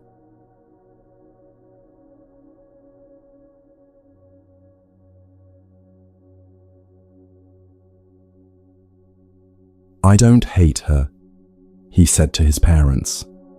"I want to go." They pressed him. They asked what she had done wrong, what had upset him, what he needed from her that she wasn't providing. He couldn't say. He had no grievance to name, no injury to report, no behavior that had crossed a line. He said she was good. He said she was kind. He said he simply could not stay. And so he left. This was her first marriage. She had been in it for 1 month. Isidazi came from a good family in the city of Ujjaini. She had been raised with care, taught how to keep a household, how to treat the people in it with genuine respect, how to give without keeping account of what was given. She was not performing goodness. That is important to understand about her. She was not calculating how to appear to the people around her. It was simply how she moved through the world. Her father had chosen a worthy husband, a man from a respected family, and on the day of the wedding he felt he had done right by his daughter. In the first month, Isidasi woke before her husband every morning. She washed his feet. She set out his sandals. She prepared his food and brought it to him without being asked. She cared for his parents as if they were her own, treated his mother the way you treat your own mother, his father with the same deference. When guests came to the house, she saw to their comfort before they thought to ask. She kept the household clean and in order. She did not complain. She was not waiting to be thanked. She was not performing any of it for recognition. not building towards some reward she expected in return. She was doing what she believed a person of her position should do, because she genuinely believed in doing it. After a month, her husband went to his parents. He told them he wanted to leave. His parents were bewildered. They asked what she had said to him. He said she had said nothing wrong. They asked if she had failed some duty. He said she had not. They told him she was good and virtuous and that he should stay. He said he could not. He had tried to explain the feeling, and the feeling had no words that he could find. He wanted to go. He went. Isidasi returned to her father's house. Her father loved her and did not want to see her undone by one failure. He found another household, another man of good standing, and gave his daughter another chance at the life he had hoped for her. The second marriage lasted 1 week. The second husband said the same things as the first. Not a rehearsed repetition, not the same words. Just the same essential absence of a reason. He had nothing against her. He wanted to leave. He left. Her father tried once more. A wandering ascetic was passing through the city. A man who had given up the householder's life, who carried little, needed little, had chosen simplicity over accumulation. Her father offered Isidasi to him as a companion on his path. The ascetic agreed.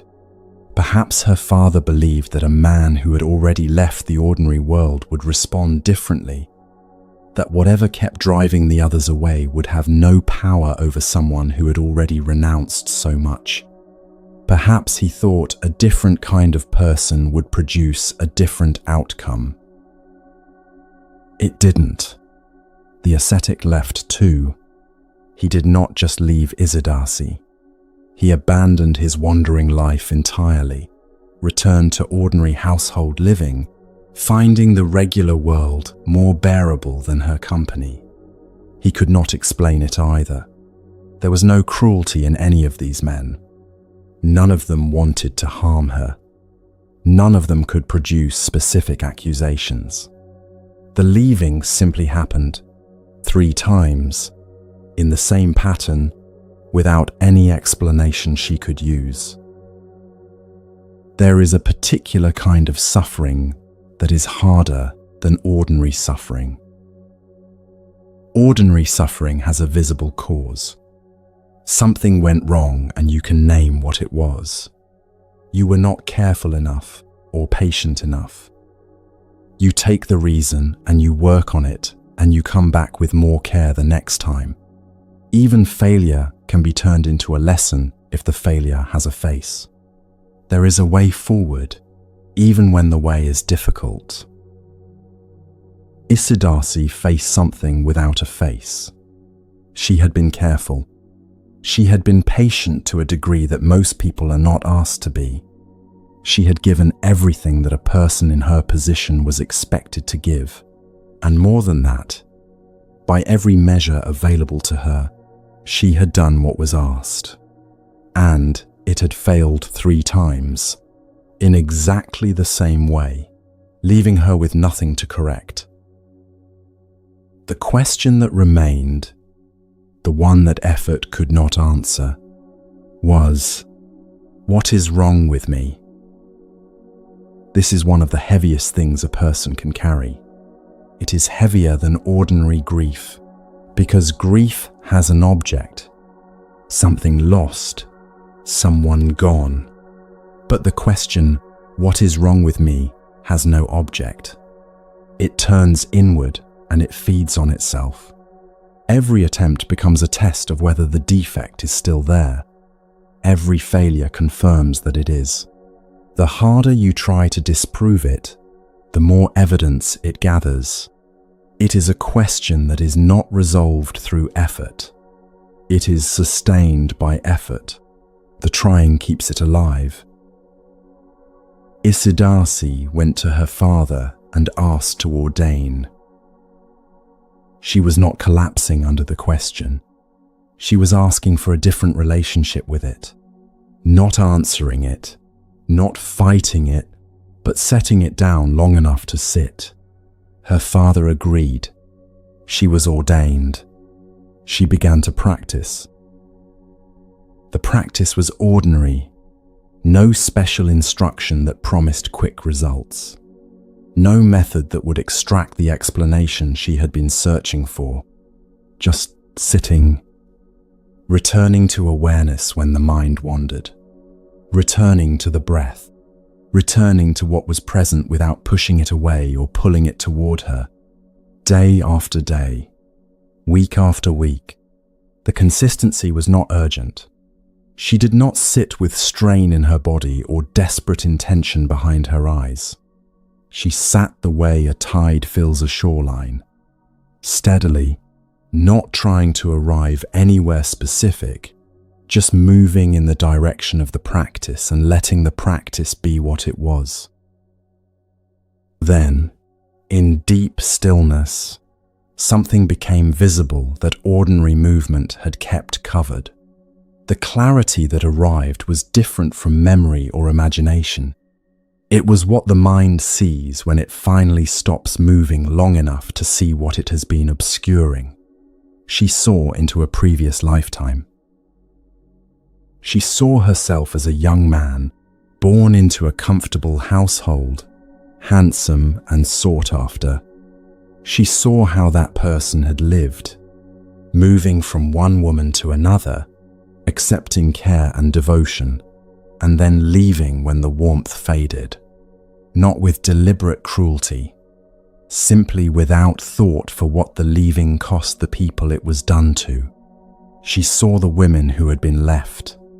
She saw what it felt like from where they stood. She saw the seeds of action traveling forward through lifetimes, the way a stone thrown into water creates circles that move outward long after the stone has sunk. Early Buddhist teaching understands action this way, not as a moral ledger kept by an external judge, but as consequence following cause the way a shadow follows a body. What she had done in that past life had created a particular shape, and that shape had moved forward. It had manifested as men who could not name their reason for leaving, because the reason did not belong to this lifetime. It belonged to seeds planted long before. The circle had run its course. There was nothing more to answer for. The question, "What is wrong with me?" had rested on a false premise. There was no permanent defect. There was a cause, a consequence, and an end. She understood this. The understanding arrived the way direct seeing works, where release from an old idea arrives, not as a new conclusion you have argued yourself into, but as the sudden lightening when something you have been carrying is finally set down.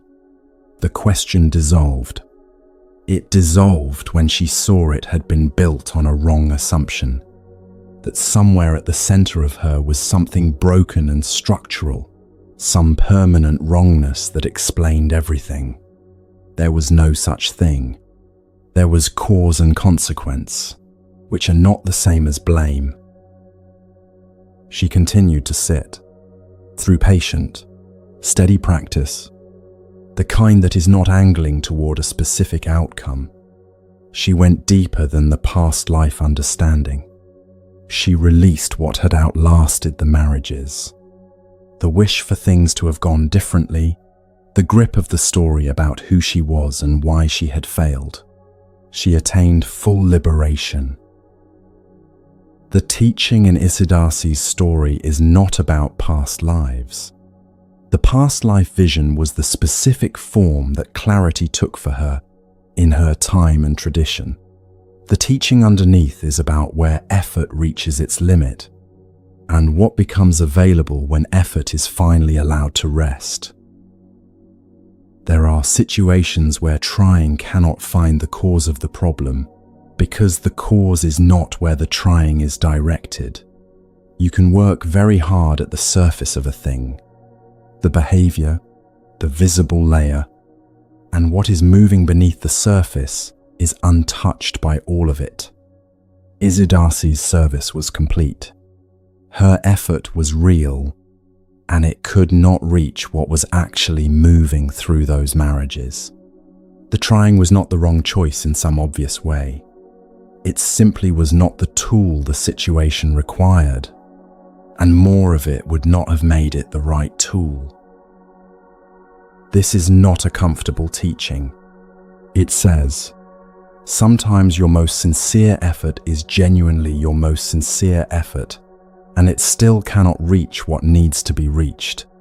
Some things move at a level that effort cannot access.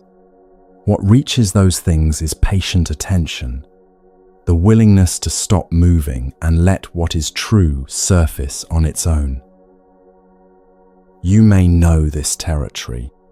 There is something you have been trying to fix or change or understand, and the trying has not reached it. Maybe it is a pattern in your life that reappears regardless of how carefully you approach it, regardless of how much awareness you bring.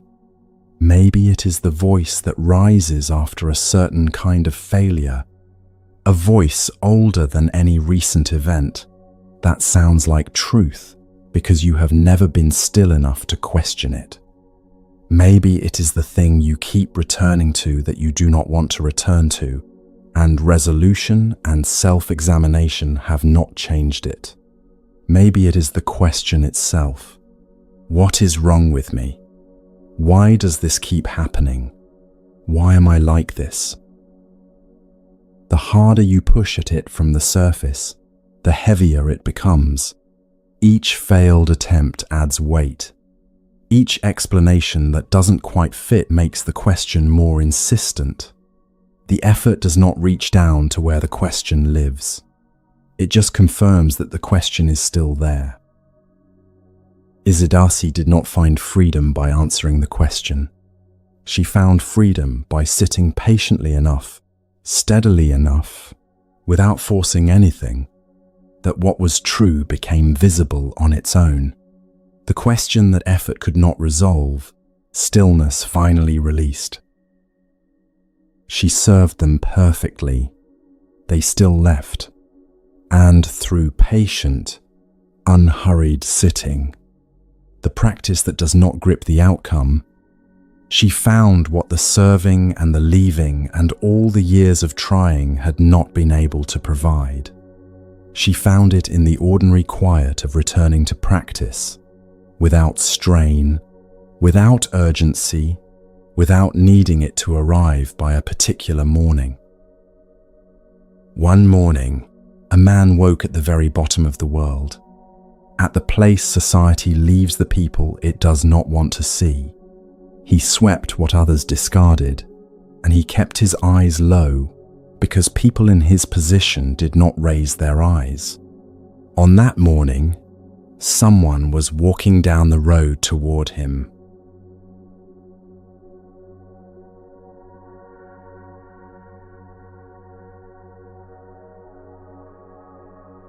He saw the figure before he understood what he was seeing. The clothes were different, not the robes of a merchant or a city official, but the saffron of a wandering teacher, and the figure was walking toward him, not past him, toward him. Sunita's body moved before his mind did. It knew what to do.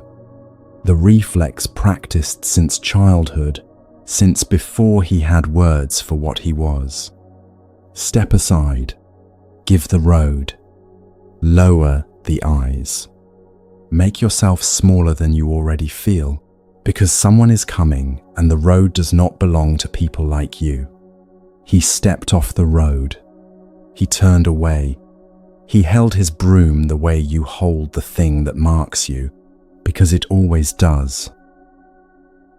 The figure kept walking toward him. Sunita had been born into the Chandala caste. the lowest position in the social order of that time and place. His people did the work that other castes would not touch, handling the dead, cleaning the streets, carrying away what respectable households left behind. The word for what he was carried more than a description of work. It carried a verdict. The caste system of that world was not only an economic arrangement, it presented itself as a description of reality itself, of what a person was at the level of their being, what they deserved, what the order of things had allocated to them. Sunita had been allocated the bottom. He had grown up understanding this. He had absorbed the postures that went with it, how to walk at the very edge of the road, how to announce himself when he entered a street so that people could move away, how to make his presence as small as possible. He was good at his work. The streets were swept. No one thought to look at who was sweeping them. A life shaped entirely by other people's certainty about what you are leaves a particular mark. It is not just the external facts, where you walk, what you carry, who steps around you. It is the way the certainty enters. When everyone around you agrees on what you are, when the agreement is so universal and so old that it precedes your own birth, the category stops feeling like an opinion anyone holds about you. It starts to feel like the ground you stand on. It starts to feel like what is simply true. The figure walking toward him was the Buddha. The Buddha had seen Sunita, and the Buddha had stopped. This requires a moment of attention. The Buddha was surrounded most of the time by people of standing, monks, wealthy lay followers, merchants and nobles and scholars who came seeking, teaching, or seeking his company. A Chandala stepping off the road as he passed would have been invisible to many people in that position.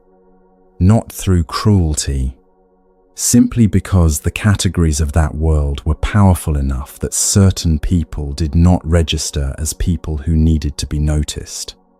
The Buddha noticed him, stopped, turned toward him, walked to where he was standing with his eyes down at the edge of the road, and said, "Come here, friend." 2 words worth sitting with. Friend, used directly as an address, as an invitation from one person to another person whose company is wanted. Not Chandala, not sweeper, not the word that names your caste before it names you as anything else. Friend, the word that says, your presence here has value to me. Sunita did not have a way to respond to this. Nothing in his life had prepared him for it. He had learned what he was from every person who had ever walked past him on every road he had ever swept. He had learned it through absence, the way a crowd clears itself when someone like him is working, the breath held, the eyes that move through him rather than to him. He had learned it through silence, the silence of a world that agrees on something so completely it doesn't need to say it aloud anymore. And the man standing in front of him now was someone whose students included kings. And he was using the word friend. Sunita came forward. The Buddha taught him. He taught him about the nature of suffering, how it arises, what conditions keep it in place, and what the path out of it looks like. The teaching he received was the same teaching given to the men from noble families who came seeking the Dhamma. It was the same teaching given to merchants and scholars. It was not simplified or adjusted to account for where Sunita had started.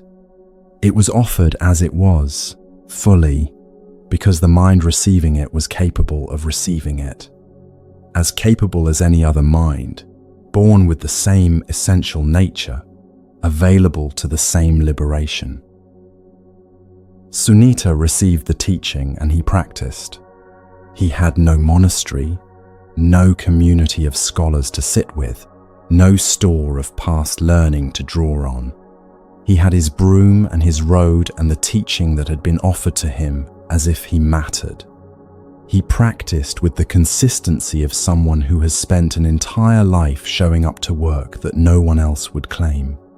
He returned to the practice the way he returned to the street each morning, without drama, without expectation, because returning was what you did. Through patient, quiet sitting, he attained full liberation, the liberation that had been declared structurally impossible for someone of his birth. It was, in fact, completely available. Afterward, the Buddha said to those around him, "It is not birth that makes a person an outcast. It is not birth that makes a person worthy of respect. A person is not determined by the family they came from, the caste the world assigned them, the category applied to them before they had a chance to question it.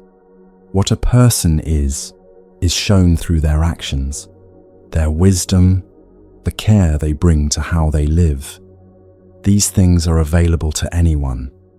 They do not require a particular birth." In a separate teaching, the Buddha offered an image for what a human life is. "Imagine the great ocean," he said, "not a bay or a harbour. The whole of it, its full depth and breadth, with no shore visible from its centre. Somewhere in that ocean lives a blind turtle. The turtle surfaces once every 100 years.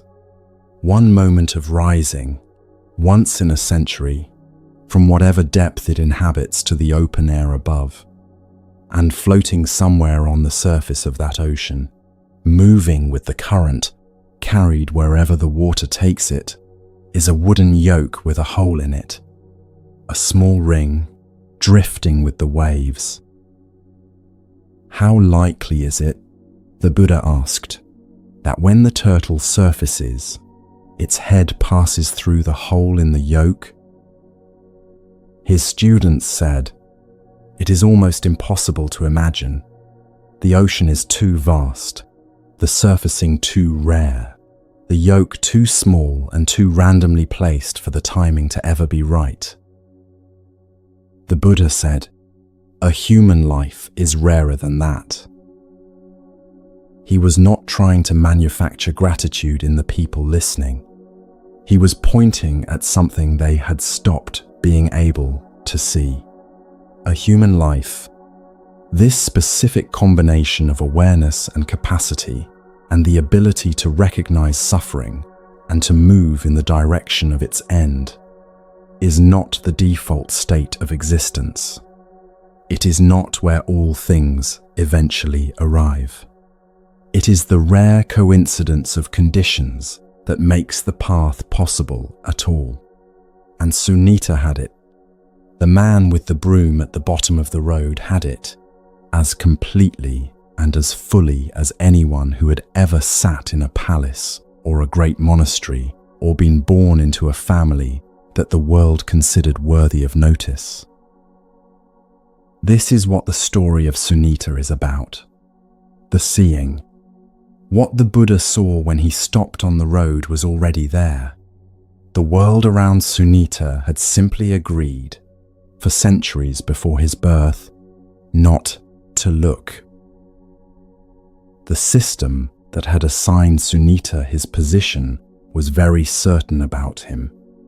It had decided his worth before he was born on the basis of the body he arrived in, and it communicated that decision to him every day of his life through 100 different signals.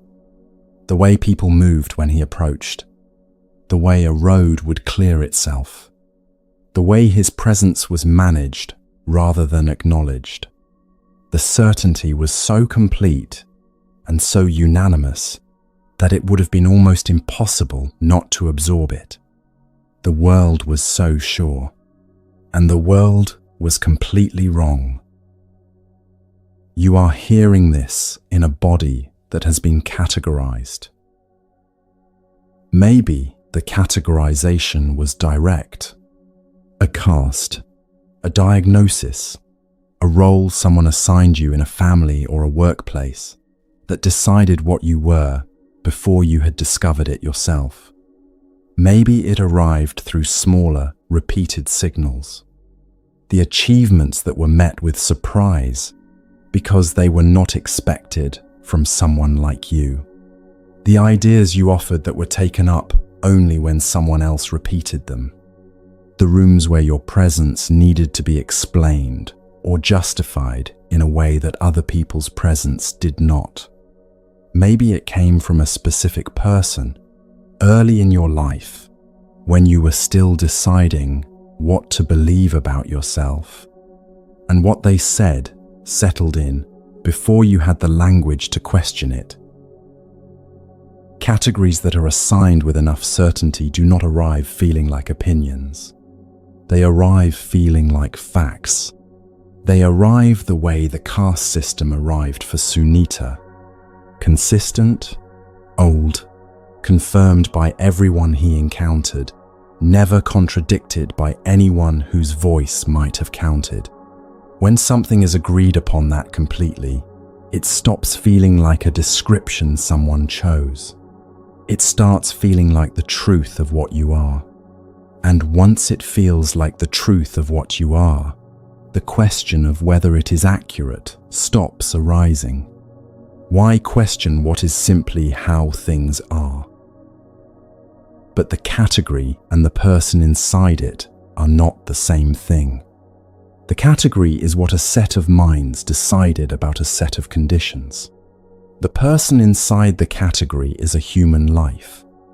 The turtle's head through the ring, rare and complete and fully capable of what any other human life is capable of. The world's certainty about what Sunita was did not determine what Sunita was. It determined how the world treated him. Those are entirely different things. What has been certain about you? What old verdict carries weight still? The voice that says you are the kind of person who cannot do a thing, or does not deserve a thing, or should not expect a thing. What did someone decide about you with enough repetition and enough authority that it began to feel like a fact about the world rather than a judgment about you? The teaching is not, reject the categories and feel good about yourself. The teaching is older and quieter than that. It is this: what the categories describe is never the whole of what is there. They were never accurate enough to reach the thing that the Buddha saw in Sunita on the road: the human life, the turtle's head through the ring, the rare and complete availability of the path. No system of categories has ever been precise enough to see that. And that is exactly where the path begins. Sunita came forward when someone called him friend. He came forward. And from exactly where he stood, the path was open. The next story belongs to a king who found, at the moment he gave the one thing he was most certain he could not give, that the giving was the very thing he had been searching for.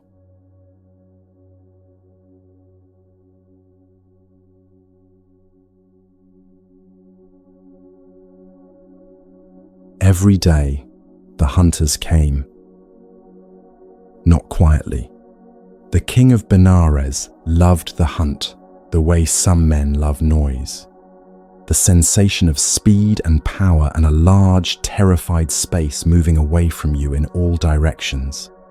He would come with his court and his weapons and his dogs, and the forest would empty itself in front of him.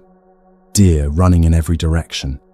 The crack of branches, the sound of panic moving through the trees the way water moves, everything giving way at once, each animal's flight feeding the next one's. Many deer were injured in those runs. Many were caught. Many simply died from the terror of it, the way creatures can die when fear runs through them long enough with nowhere to go. The herd lived in the permanent condition of almost fleeing, bodies always ready, ears always forward, the quiet of the forest never quite real because the hunters would come again tomorrow. There were 2 herds in that forest. One was led by a deer the stories call the Bodhisattva, the golden deer, his coat the color of hammered metal, his bearing different from the others, the way still water is different from moving water. He watched his herd run.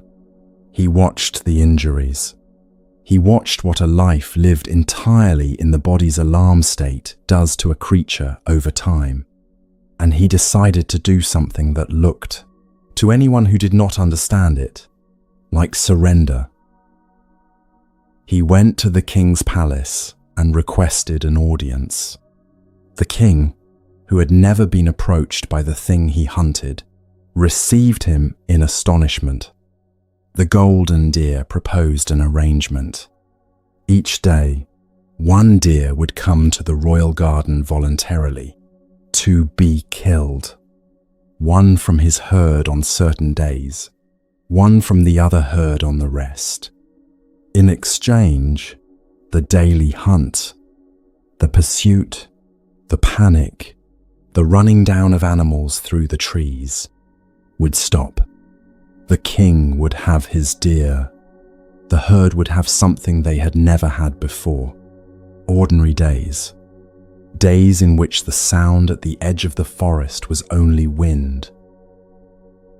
The king agreed. Both herds began to keep their end of it. The forest learned a new kind of quiet. Some time passed this way, and then came the morning when the turn fell on the second herd, the one led by a deer called Saka, and the deer chosen for that day was a doe who was heavily pregnant. She was close to her time. Her body carried a life that had not yet opened its eyes on the world. She went first to Saka and asked to be excused until after she gave birth. She was not asking to escape the arrangement. She was not asking to be spared. She was asking for her fawn, for the life inside her that had not yet had a morning. "Let me give birth first," she said, "and after that I will go." Saka refused. The arrangement was the arrangement.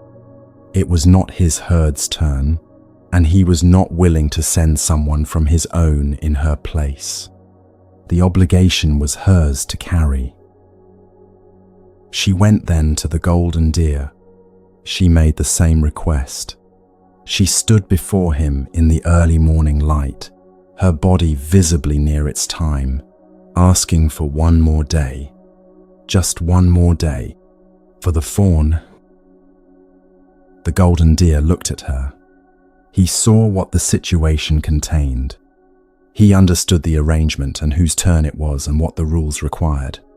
He also understood what sending her today would mean. 2 deaths, not 1. A life that had never breathed, taken with one that had never caused harm. He told her to go back to her herd. He would go to the king's garden today, in her place, though it was not his turn, though no obligation required it of him, though there was no rule that could be pointed to that said this was his to do. He walked to the garden in the morning. He walked the way someone walks who has made a decision they are entirely at peace with, not slowly, not dragging, but with the steadiness that comes when the inner debate is over and the action is simply what the moment asks for. He did not run. He had spent months helping his herd not to run, and now, walking toward the thing that running had always been away from, he discovered that the not running was also available to him. He walked through the gate. He lay down. He waited. When the king's men saw who was in the garden, They went to the king. They said, "It is the golden deer." The king came. He recognized the creature who had walked to his palace months before with the proposal, the one whose arrangement had given the forest its quiet, the one whose presence in the herd was different from the others in a way the king had noticed without being able to name. He asked, "Why are you here? It is not your turn." The golden deer explained, the pregnant doe, her request, the fawn not yet born, the 2 lives that sending her would have taken. He had not been able to let that happen while he had the capacity to prevent it. So he had come. The king was quiet for a moment. Then he asked, "Who taught you this?" The golden deer said, "The Dhamma." Not a teacher, not a lineage or a formal school. The Dhamma, the truth of how things actually are, the recognition of suffering, the recognition that a life not yet born has weight, the recognition that you have, in this moment, the capacity to act from what you see. When you see clearly enough, you do not need instruction. The seeing itself tells you what to do. The teaching was not the instruction, but the seeing. The king told his men to put down their weapons. He granted his protection first to the golden deer king, then to the pregnant doe, then to the golden herd, then to the other herd, then to all deer living under the protection of the kingdom, then to all creatures. The circle kept widening, the way the golden deer's compassion had widened from one doe to a whole forest. Not planned, not calculated, but moving the way understanding moves when it is genuine. Outward, without stopping, until it reaches what it reaches. The golden deer had walked into the garden to die. He had made no request for mercy. He had arranged for no outcome except the one the arrangement required. He had simply done what the situation called for, clearly and without hesitation. And something about that clarity, something about witnessing a creature who had every reason to run and had chosen not to, moved through the king and changed him. Not the strategy of it, the quality of it, the absolute absence of flight. This is the teaching at the center of this story. The golden deer's stillness produced the outcome that no amount of running had ever produced. The herd had run every day. The running had not saved them. The arrangement they had made to minimize harm had not finally protected them. What changed everything was one being choosing, once, to stand completely present in the face of what was coming, to walk toward it rather than away from it, to be fully there without the distortion that panic generates. The story is not asking you to be a golden deer. It is not asking you to offer your life for something. It is asking something smaller and harder. Whether you can stay present with what is actually approaching rather than with the shape that fleeing has given it.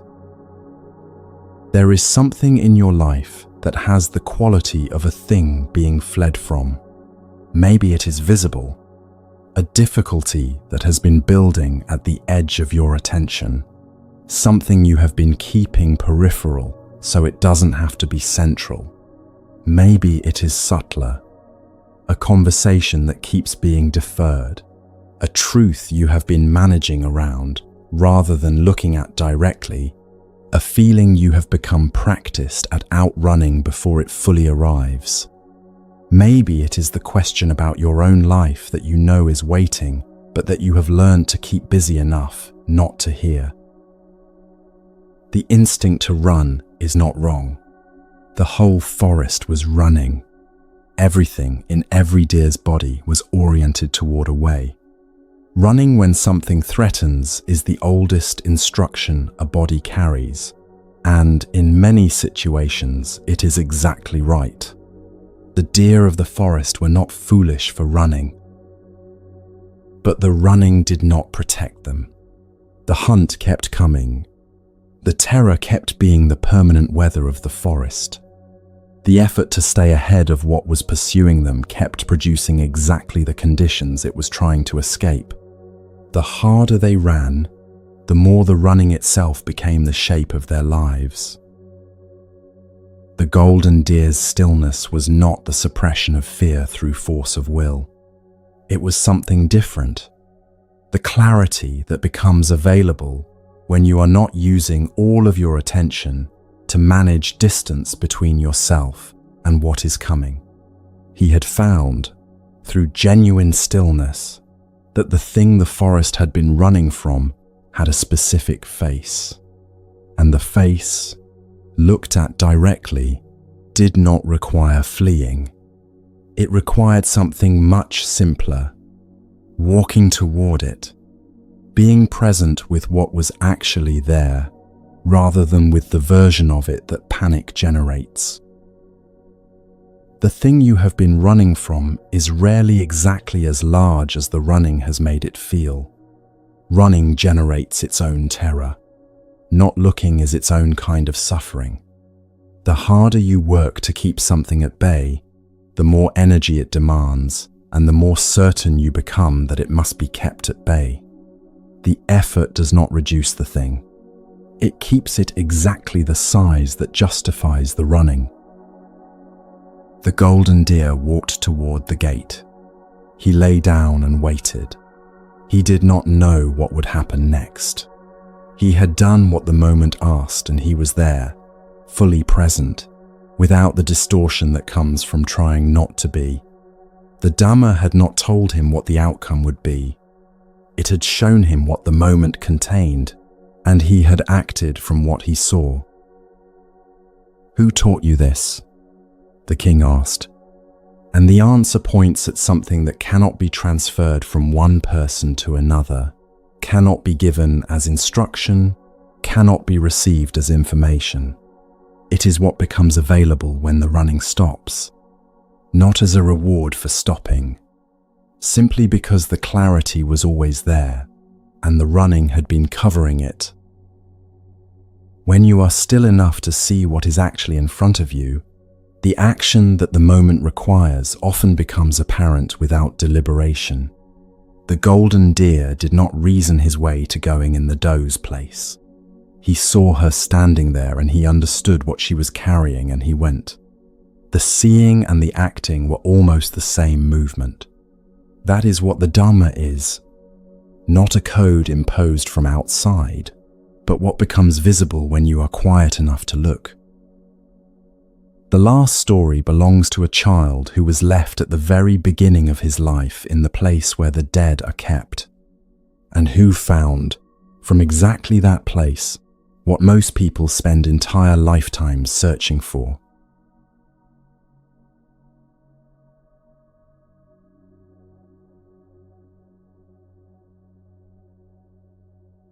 The man stopped walking. He let go of the child's hand, and then his footsteps moved away through the dark, and after a while there was nothing left of them. The child stood alone at the edge of the charnel ground. He was very young. He had been led here at night, because what cannot be done in the light sometimes gets done in the dark. The charnel ground was where the dead were brought, not to a grave, but to the open air, to return to the earth in the way that things return when no one has the means to do it more carefully. It was the place at the edge of the human world. Respectable people did not approach it after dark. The child was standing inside it now, with nothing. Sopaka had been born into circumstances that the world of his time had no language for improving. Below the lowest caste, a mother who was gone, a stepfather who had decided, without drama and without explanation, that the child was not worth the continuation of. What he had done by bringing Supaka to the charnel ground and releasing his hand was not cruelty in the way cruelty usually announces itself. It was quieter than that. A decision made and carried out, with no audience, no ceremony, no acknowledgement that what was being decided mattered to anyone. The charnel ground would do what needed to be done. He would not have to watch. This is how a verdict looks when it requires no court, no accusation, no sentence spoken aloud, no process of any kind, just a hand released in the dark and the child remaining where he stood. The charnel ground in the ancient world was not simply a place of death. It was a threshold, a place understood to exist at the edge between the world the living claimed and the world that belonged to nothing at all. Certain meditators went there deliberately, to sit among the evidence of impermanence, to let the body's eventual dissolution become undeniable and immediate rather than abstract. It was also where those expelled from ordinary life sometimes gathered at the absolute margin, people for whom no other space remained. Supaka had not chosen to be there. He had been placed there by the man who was supposed to protect him. He was standing at the furthest edge of everything the human world offers. The Buddha was walking that night. He walked through charnel grounds when he walked at night.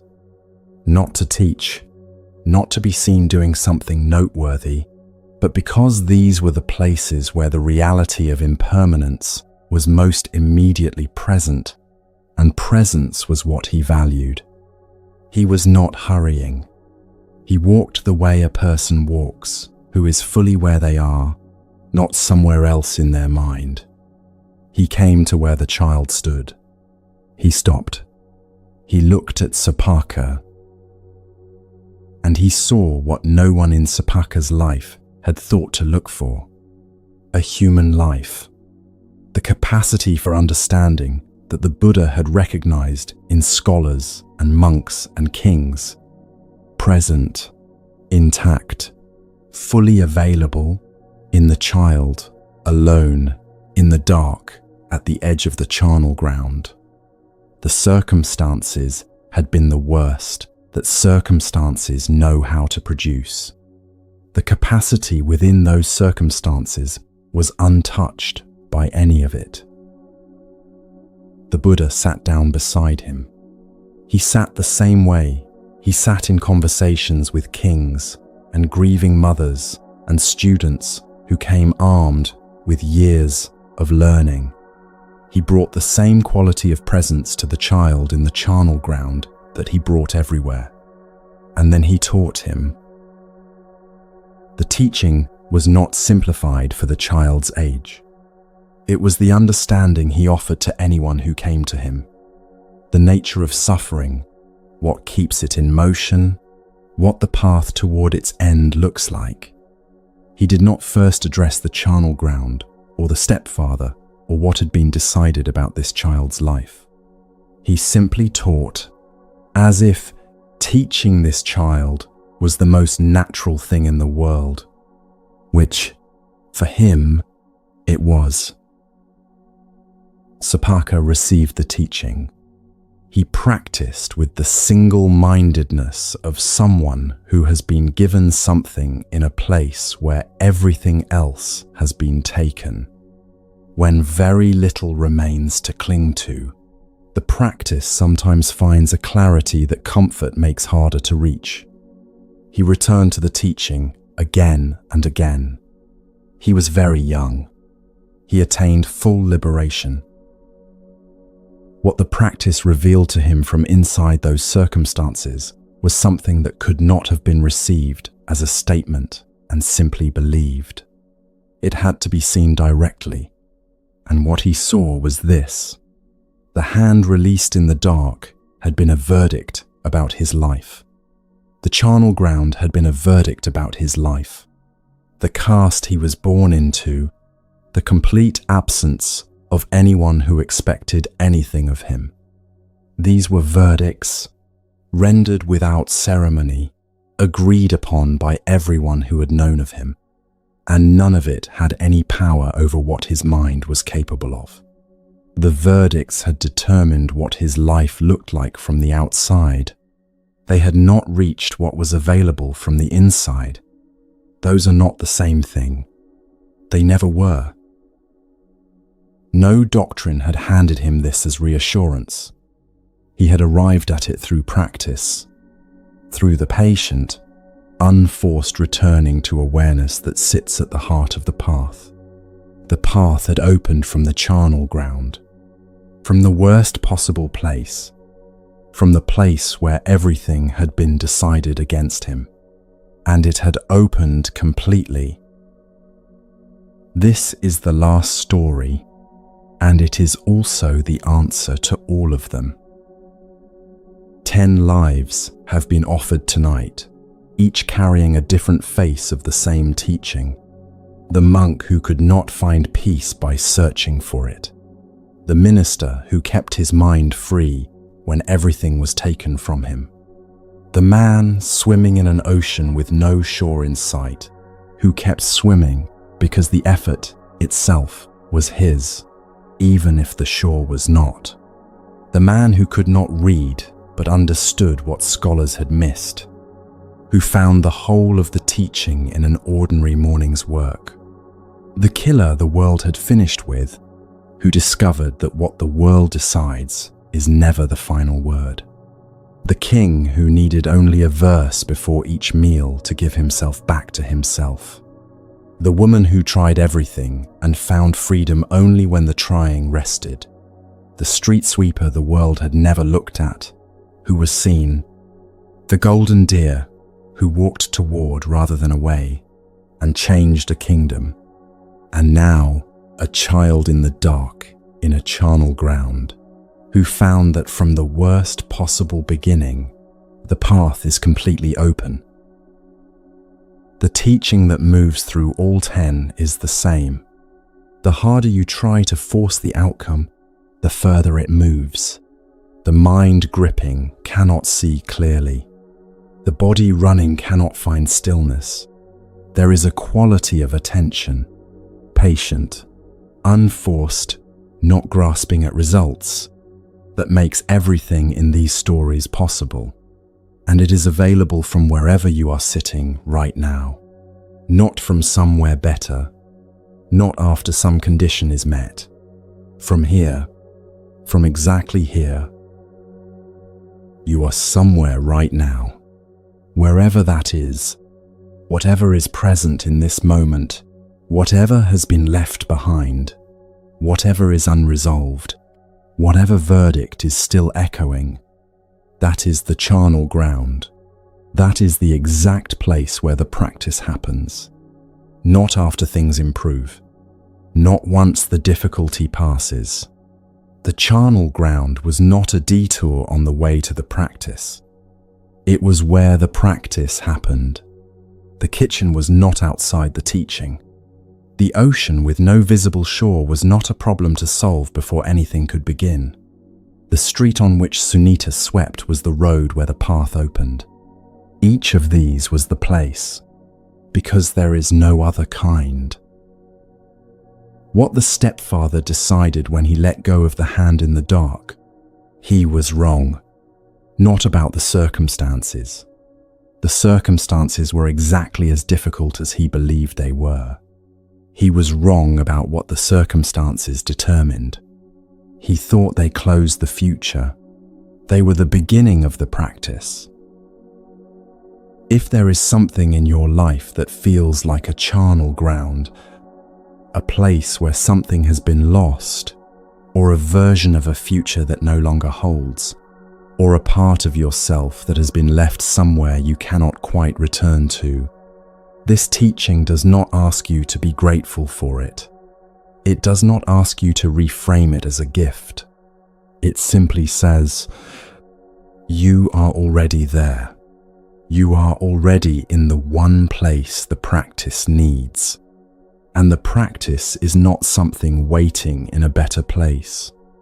It is something that begins in the conditions that are actually present, with the mind you have right now, in the breath that is already happening. Sapaka did not leave the charnel ground and then begin to practice. He sat down where he was and began to practice. The place did not change. The practice opened. What does the practice look like from here? The next breath, noticed. The feeling of the body where it is, noticed. The weight of this night, the stories heard, the moments of recognition, the places where something landed and the places where it did not, noticed without needing to resolve any of it. The practice does not need resolution. It needs presence. And presence is available in the next breath, quietly, without any special preparation. No one outside you decides your path. The child in the charnel ground came to understand this not through being told it as a comfort, but through the specific, lived experience of a mind turning toward its own nature and finding it free. That experience is available to you. It has always been available to you. It is available right now, in this breath, in this moment, in the exact place where you are.